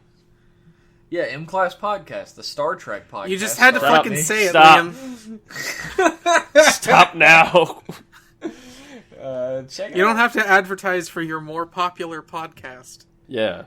I don't know if it's more popular or not, honestly. Oh, I'll tell you it is. I would say it is, yeah. From what I've seen. Anyway, we're Yeah, I'm cool not- on Kamen I Rider don't- Woes. I didn't like Necrom that much either. I thought Necrom didn't look that great, so... Yeah, he looked kind of weird. There's multiple forms that were revealed too. There's like a quiz form, and he can use the ninja form. Quiz form? Is there a Jeopardy form? There's a Jeopardy form. Oh my god! No, it's there's too many riders already now. Yeah, fucking like we had 2, and I was like, hey, and now there's 4. Yep. They introduced 2 right at once. It's not 12. At least it's not 13. Yeah. That's the thing is like I would rather have like 2 riders or a shit ton of riders. I'm sick of having like the medium amount of riders. I'm done with that. That's the trend lately though, is like the 3 or 4 riders. Or 6. Like how many did Xaid or Build had? Like Build had like 8. Build. I guess yeah. If you count the Engine Bros, Build went up to like 8. Yeah. No one counts the fucking Engine Bros. Yeah, and then you got Mad Rogue, and you got the Mad Rogue. Alba, Kiva. I forgot about Mad Rogue. Build probably Alba, had like Kiva. 8 or 9 riders. Yeah. Yeah. Actually, Build had a fair amount. Build was a good show. I've gone on record before saying that it kind of like it doesn't shit the bed, but it definitely sharts the bed a little bit at the ends. That's worse. I don't think it's that. I love Build. It just kind of trips and falls on its face, and then makes light of the situation, and then goes about its day. I don't know. I thought it got so overblown at the end that like the last couple episodes, I was just kind of watching like. Yeah, it's an okay ending, I guess.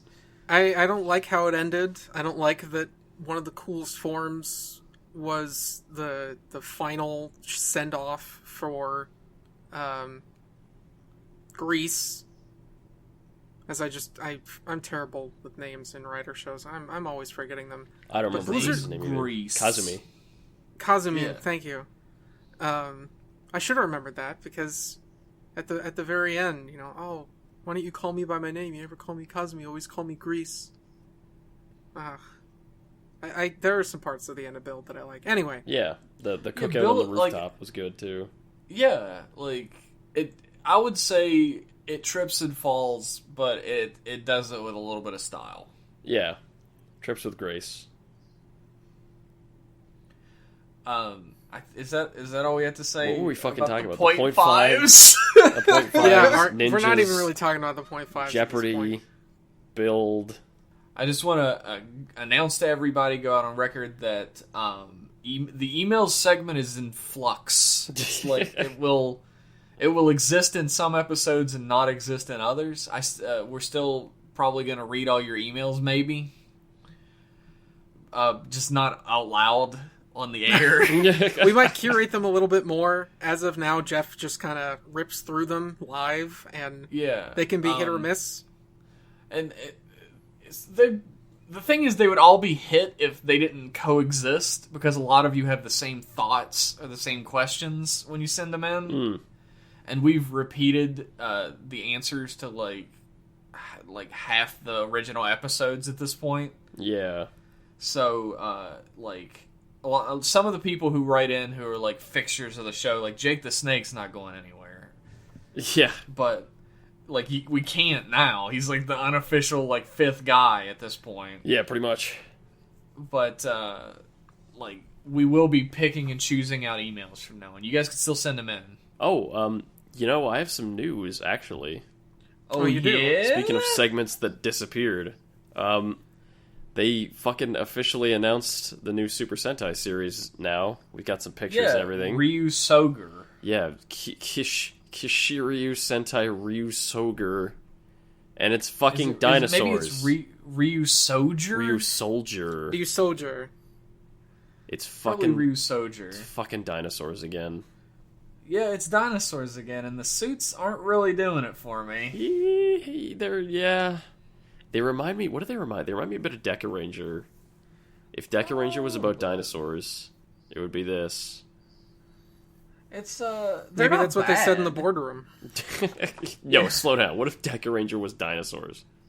Holy there you shit, go. That's you did it. They're not bad. I'm not a fan. Like, the helmets are super busy. Yeah.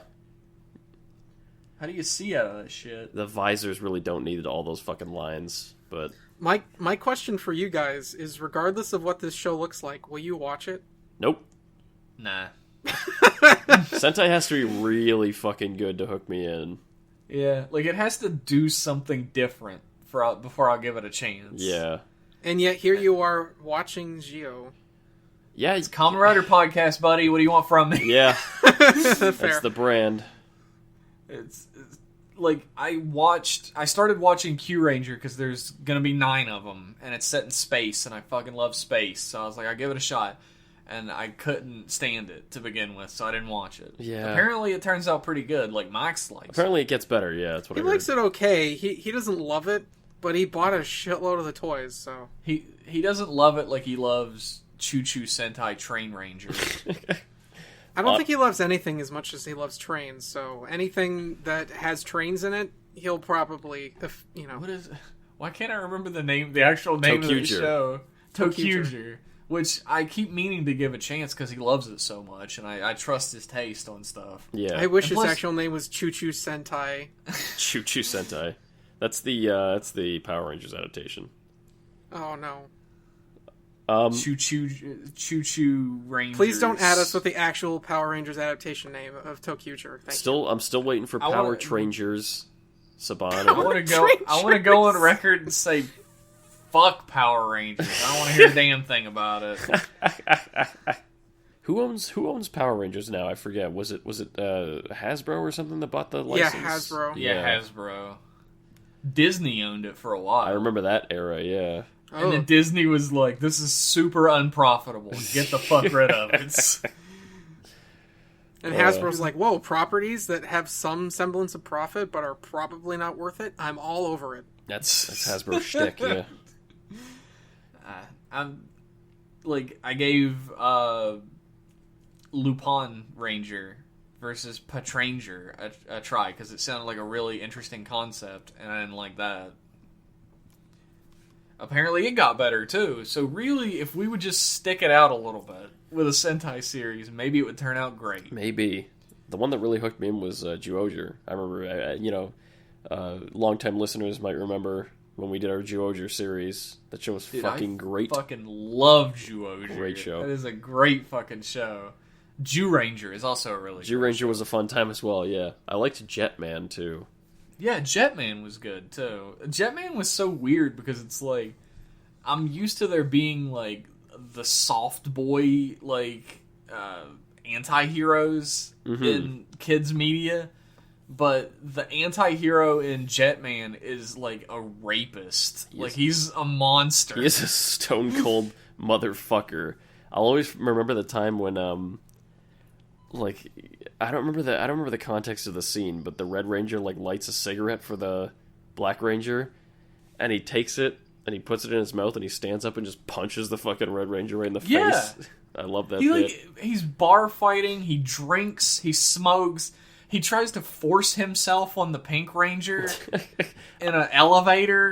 He's a monster. God. I'll break the bones in your neck if you ever appear in front of me.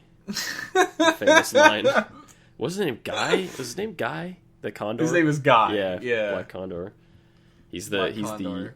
Joe the Condor of the group. And the craziest thing is, everybody else is fairly normal Sentai fare type of characters, and he's, a real-life bastard. He just got, transplanted into that show. What if the Blue Ranger, the sort of I don't work well in a team, was an actual adult, an adult dickhead? That was what it would be like. I don't work well in a team, and if you try and force me on one, I'll break the bones in your neck. Don't take my cigs away, Red Ranger. Meanwhile, the Red Ranger goes to bars and orders warm milk. At least stick to water if you're not going to drink. Retain some of your dignity, for God's sake. Warm milk. Is that the most undignified thing you could order at a bar? Warm milk? I think so. Maybe. It's I need to go night-night later. It's almost 8 o'clock, my bedtime. My mom says I don't see I this need a here on your glass of happy warm hour milk. menu. Do you have warm milk? Oh, fuck. It's a trip. Sentai could be really great. Mm-hmm. And we do not give it the chance it deserves. But hey, We give it more of a chance than Ultraman. My experience with Ultraman is the first episode of Ultraman X, one and done. I watched the old original Ultraman show on Sci-Fi a ton, but the idea of a superhero that becomes giant doesn't really appeal that much. No, yeah, I don't think that's super cool. I don't either. Anything that has to do with stomping around a miniature set in a spandex suit. Even the old Godzilla films, I'm sure there's some good ones, and I'm gonna have some upset people and be like, "Oh man, did you not see this guy?" I'm gonna have Graham screaming at me. Godzilla's fucking great. They never really meshed with me. There was just always a little bit too much of a disconnect that I couldn't really get into it. I get the idea of Ultraman, and the idea appeals to me somewhat in its context. Because in Japan, they have a long history of, kaiju movies. Yeah. The idea is, if Godzilla comes stomping around Japan, who's gonna save us from him? It's gonna be Ultraman. And that's cool. In practice, it's the part where the Power Rangers get in their robot, where I stop paying attention, but for a whole show. Mm-hmm.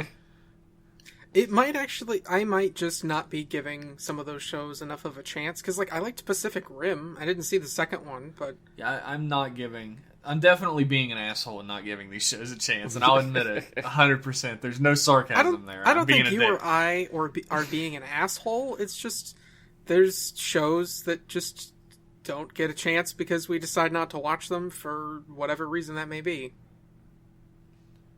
Get fucked. Kamen Rider Zangetsu is getting a stage play all to himself. What? Yeah. Really? Yep. The actor's coming back. It's going to be a stage play all about Zangetsu. What's there to say? Is it going to be the rise of Zawame Shi? I don't even know. I don't know we don't have any plot information yet. We just know that it's coming. I'm kind of curious about it myself. I wonder if it'll hit YouTube. I wonder if some asshole will film it.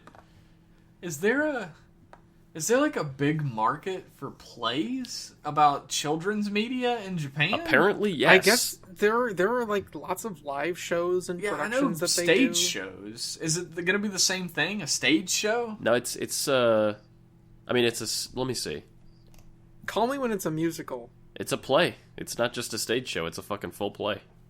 Huh.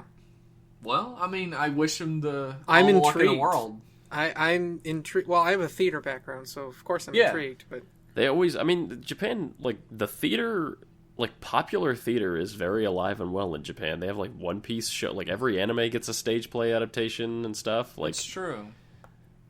Tomas having a background in theater tells you everything you need to know, right, listeners? Mm-hmm. What is that even supposed to mean? I don't know. I think he's just being an asshole. But I'm used to that. Very good. Very good. What else happened this month? The Kamen Rider Ryuki Complete Selection Modification fucking belt and drag visor came out this month. I bet you want that really bad, don't you? You know, I agonized over pre-ordering it. And now, looking at my post-holidays bank account, I'm really glad I didn't pre-order it. Because I'm broke. That's a good life lesson for you right there. I'd be interested in a lot of those toys if I had a job that gave me enough money, but I don't, and so they're not on my radar. Same. I saw that, and I was like, oh, and I saw that someone put out a video of, let's, compare the DX one to the Complete Selection one, and it's God, the DX one is shit compared to this new one. This new one's it's actually it looks exactly like the props. It looks so good. God, I would kill somebody for it. Do you guys know that Bandai's premium store has an American outlet now, a website? I always see the promotions for it on Twitter. Yeah, and they have a ton of. They don't have a ton. They have 2 or 2.5 pages of Kamen Rider merchandise, and it's mostly clothing. Like $40 t-shirts. Yeah, $40 fucking dollars for a t-shirt. Mm-hmm. And their jackets are $200 and $400. Crazy. You'd be better off buying the SH Figure Arts that they're selling at GameStop now. Yeah. The thing is, if you're going to spend $400 on a jacket, is it really going to be one that just has logos literally all over it? Not like a pattern. They're just stapled the fuck on there randomly. It's a little loud. It's a bit loud. It's one of those things, kind of like Geo, where you're like, who's the market for this? Who has lots of disposable income and wants ugly apparel? Weebs. I guess there's a market. Weebs, that's right. Yeah. 100%. Maybe they just... Oh, yeah, I guess there are some folks with lots of disposable income and terrible taste in clothing. Disclaimer, I've never spent $400 on anything, so...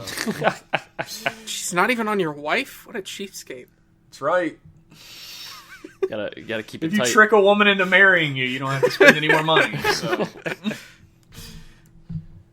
Nah, I've never spent $400 on clothing before. Yeah. Let's put it that way. Yeah.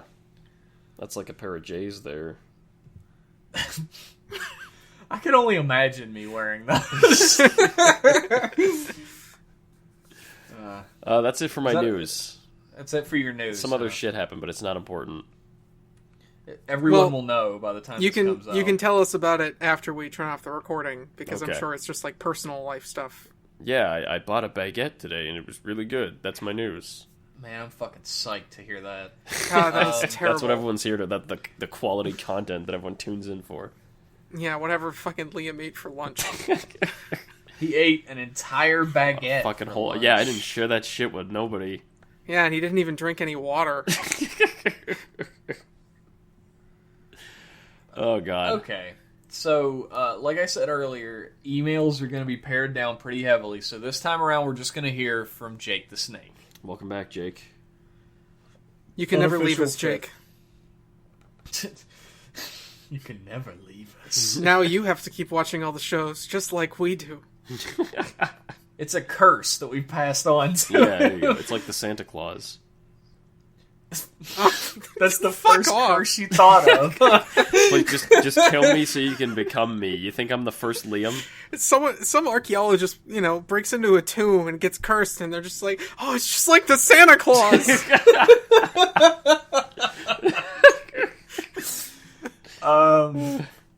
So Jake says, hey guys. Hey Jake. Hi. Hello again. Belated happy holidays. The JoJo talk during last month's episode was really fun, particularly when you guys talked about Babyface, heavy weather, and Max and Tomaz's hysterical laughter. Yeah. Oh, apparently, good times. In America, Babyface is called Stand Baby, and heavy weather is called Snail Hallucination Rainbows. Well, that makes more sense. Actually, baby. no, those are just descriptions of what they do. But he has them in like quotations, like that's what their names are, and it cracked me up. Honestly, you could probably tell me what they do again, and I will have forgotten, and I will laugh just as hard. We'll do that after Liam tells his baguette story. There you go. Yeah, this is the important shit comes first, Tomas. I've been watching the Part 5 anime recently. Pretty good so far, in my opinion. Some of the voice actors from My Hero Academia do voices here, too, i.e. Deku's VA is Narancia. Oh, hey.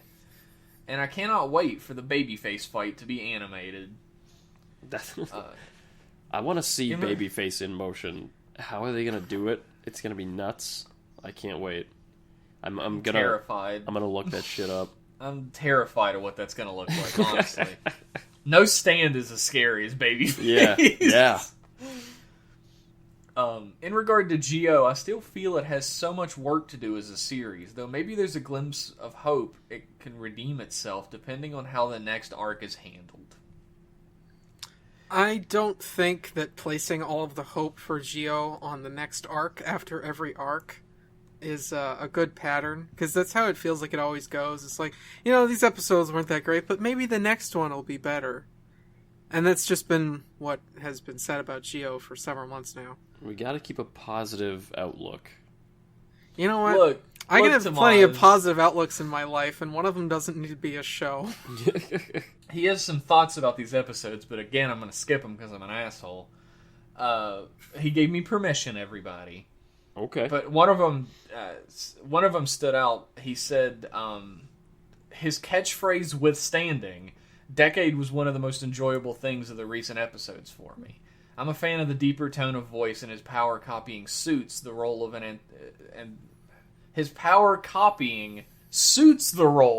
of antagonist pretty well, because he's also copying Suits. I read that entirely wrong.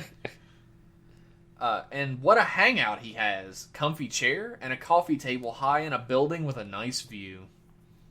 How much did he pay for rent on that, I wonder? There's an echo in that room every time somebody raises their voice. So it's obviously fairly small. Bad I think it's acoustics. just probably on the roof of the Toei building or something. Yeah, He's probably just squatting there. Decade's catchphrase harms me. It I does. hate it so much. Just It doesn't make any Rider passing sense. through. Remember that. Pay no mind. It sounds like something someone would come up with in middle school that they thought was cool. And it is. He mentions, like Tamaz did, that one of the funniest things, or maybe Liam did, one of the funniest things is Decade cutting Woes off. Oh, yeah. And being like, who are you talking to? Mm-hmm. So he's got some questions. One, apparently Decade's actor tweeted about wanting to be in Smash Brothers. What? So if you guys could add common riders as newcomers to Smash Ultimate, which two rider characters? One, a rider you'd really want to be added, and two, a rider you'd think would make a good addition to the roster based on how cool or unique their moveset would be your choices. Alright, so just because it has to be said, because everyone's thinking it, yes, you have to put in Rider 1. Like, if you put in a common rider in a game, you gotta have Rider 1. See, I would love that, but I don't think they would feel that way. Because, I mean, there's how many Final Fantasies, and they put in the main character from 7. Yeah, but that's probably just because he's the most popular. But the thing about Rider 1 is not only is he, like, the first rider, they put him in everything, so he's very popular. It's true.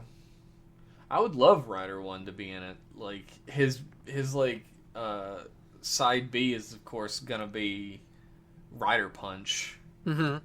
It would just basically be a Captain Falcon That's true. Echo Fighter. His final smash would also be Rider Kick. I would Well, want... maybe it would be like he'd get on his motorcycle first, That's true. and it'd be a reason to play like the Kamen Rider theme song. He'd do his leap into the air. Too! Mm-hmm. I'd love it. That'd But be like, good. this is about what you guys would want, not about what you think Toei would do. Well, I mean, I think it would still be neat to have, like, if you do Riders, you gotta have Rider 1. Like, I still think that I would be a agree. good decision. I agree wholeheartedly. But then as far as, like, adding to the roster, with, like, a good moveset or what have you, I think a good choice would be, I'm just thinking about, like, all the Kamen Rider fighting games. I've only played a couple of them on the DS. But I feel like O's would be a neat one, just for all the different movesets and things that you can do. Because you wouldn't necessarily need to, like, change forms. Like, I wouldn't want one of those that just constantly changes forms. It'd be really disorienting.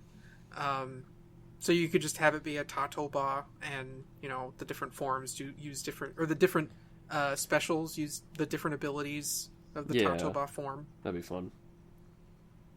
Because I think squeezing in, like, oh, well, if you have Forze, and then you can switch to these switches, or if you switch to, if you use Gaim, it's like, you use these lock seeds, and it's like, that's too much. Forze would be the best one to do that with, though, because only his arms and legs change with switches, for the most part. Mm-hmm. So he would still be recognizable, and you wouldn't have to have, like, 8 models. Yeah, you just change his arm. I think the best way to go about it would be to use a rider that has those abilities, but doesn't need to, like, change things to use them. Sort of like how Mega Man has all the abilities that he can use, but he doesn't need to be visibly different in order to use them. Yeah. So is that the rider you would really want to be added, or the rider you think would make a good addition based on their moveset? I think I would add O's based on the moveset, and then just rider I would want to be added. I don't know. I feel like Kuga and Agito would just be a little too basic in some ways. Like, they'd be too similar to other fighters that are already in the game. It'd be like putting in Dark Pit. It's like, yeah, but you already got Pit. Who cares? It would be... I wouldn't call Kamen Rider a Captain Falcon Dark Pit. It would be Kuga, and then Agito would be his Echo Fighter. Oh. Boom. They were very similar. I was thinking you put Rider 1 in, and his palette swap would be Rider 2, like the colors you choose. Oh, yeah. And you would be able to choose, like, all the basic Rider 1 colors from back in the day, and all the basic Rider 2 colors. Mm-hmm. And it would be like when you're playing as like, Bowser Jr., whenever you choose the color, it says, like, Larry instead. Yeah. Mm-hmm. And it would say Rider 2 instead. That would be the one I would want in. Or like with Olimar and Elf, yeah. But no one plays Olimar, so... I think double would be great for a moveset. The problem again comes in with, like, if he switches forms, you have to, like, switch side colors, which doesn't work. Yeah, that'd be kind of tough. I would love for his final smash to be Joker Maximum Drive, where he splits in half and both legs kick. Yeah. Mm-hmm. That would be awesome. What about for one you would really want, personally? Oh, I already said Rider 1. Oh, shit, yeah, right. One of his alternate colors could be... One of his and Rider 2's alternate colors could be, like, a cloud alternate, where it's a different outfit. Oh, yeah. And it could be the first. Oh, yeah. Yeah. Costumes.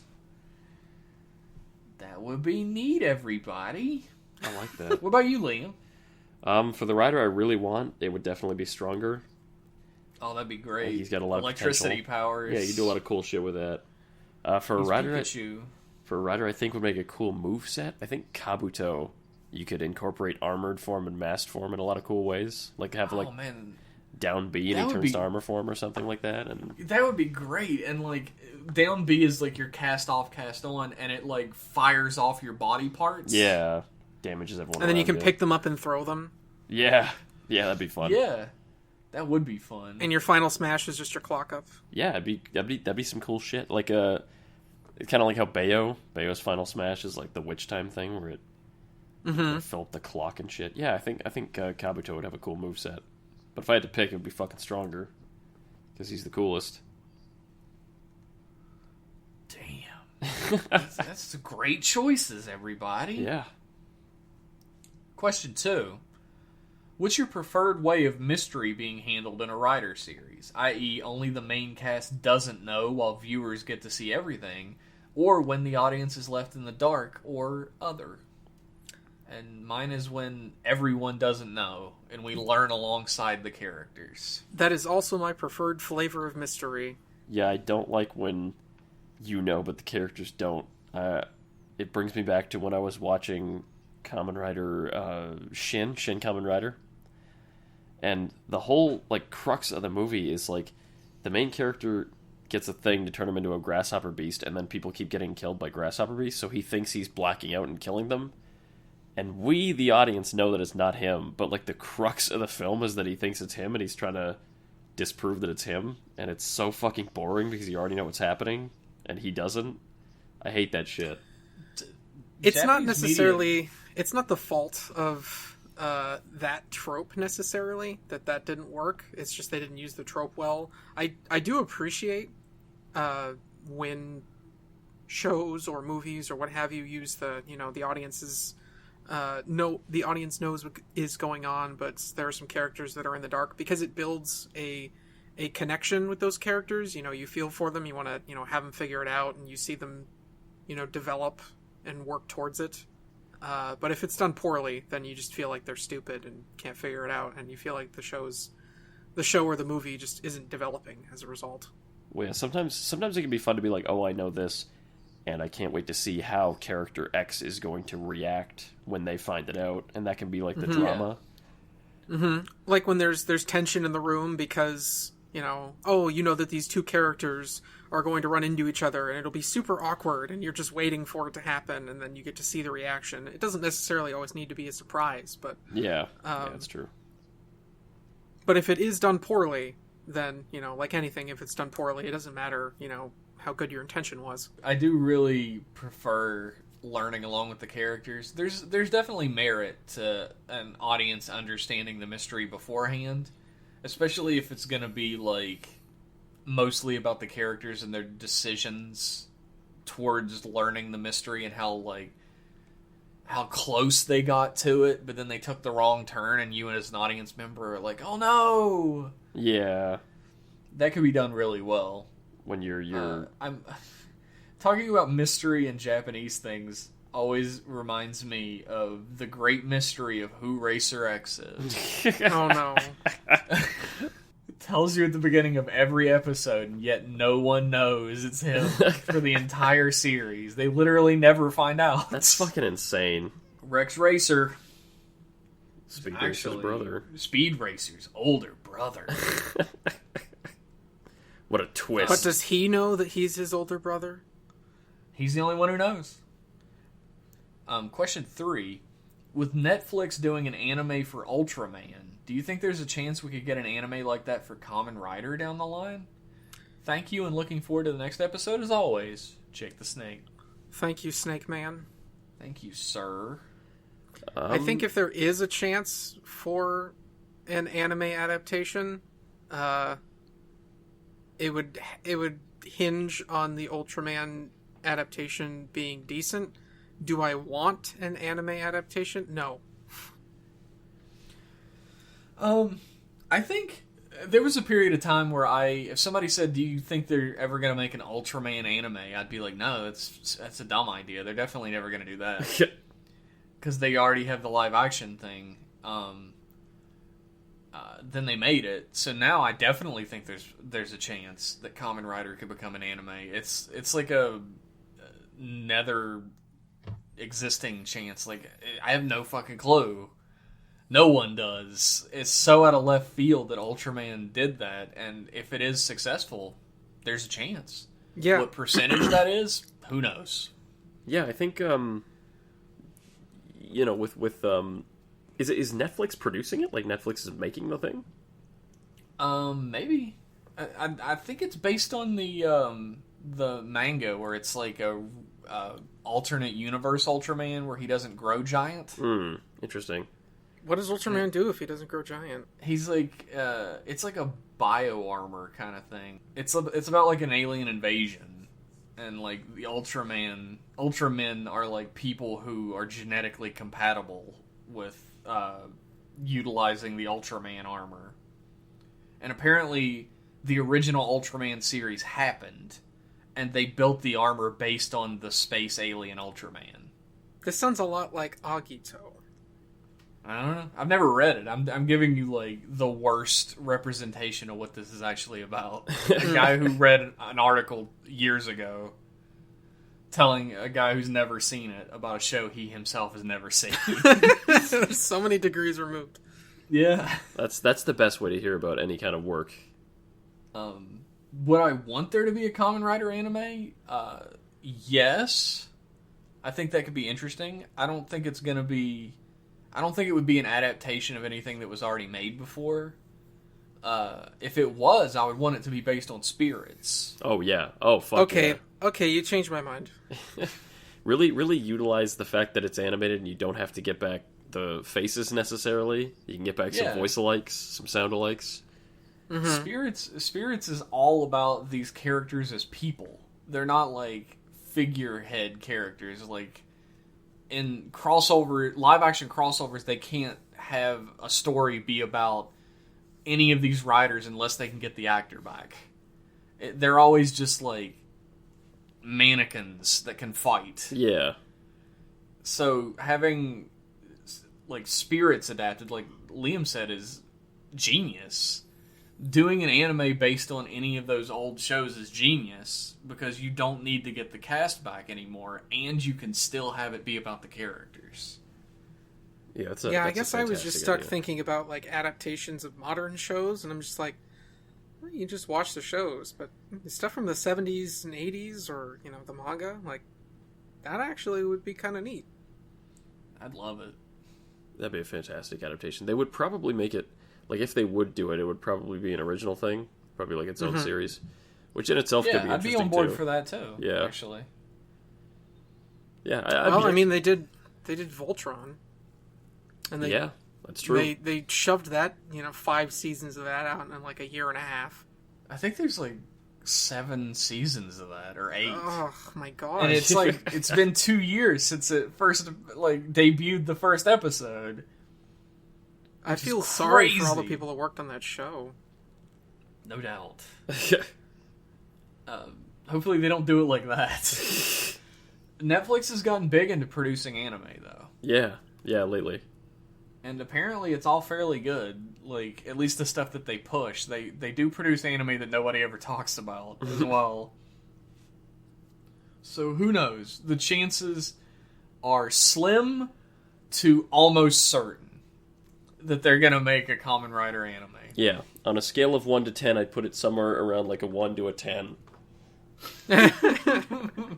I'd give a definitive answer of a 3.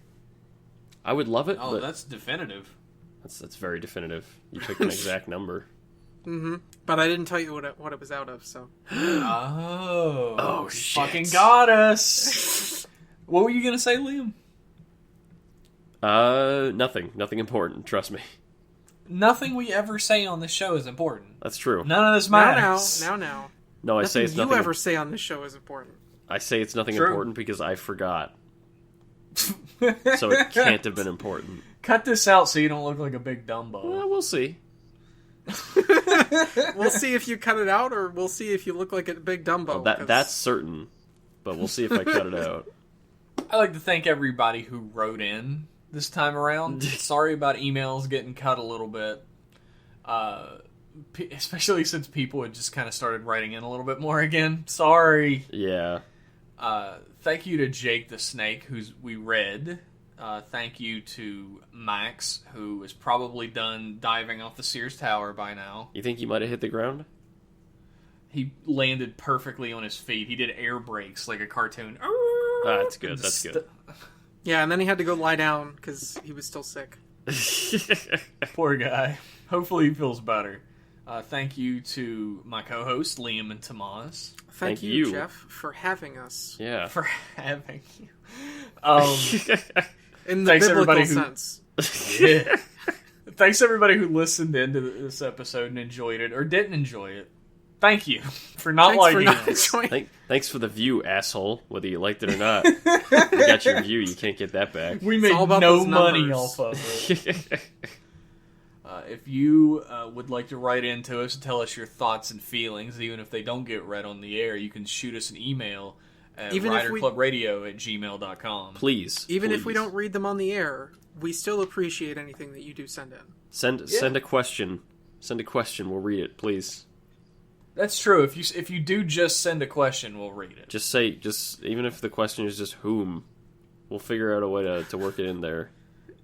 Them. What, like that bit from MGS5? Oh! Such a lust for revenge. Follow us on Twitter at Rider Club Radio if you want some more Kamen Rider on your feed. And you should always want more Kamen Rider on your feed. And you can also find any of us there on that page. We all have our own individual Twitter feeds that we shit up at differing rates. Some of us tweet more than others. Sometimes Liam just hops on to drunk tweet. Yeah, if you only like one of us. I've been really good about drunk tweeting, actually. I haven't drunk tweeted in a long time. He hasn't drunk tweeted in a long time. Yeah. If you're wondering what order it is that we tweet in from most to least, it's me, Max, Tomas, Liam. Yeah, pretty much. Mm-hmm. That's the rank. And there's a wide berth between each of those. Again, thank you to everybody who tuned in, and we will see you in 1 month for more Rider Club Radio. See you. Thanks, everyone.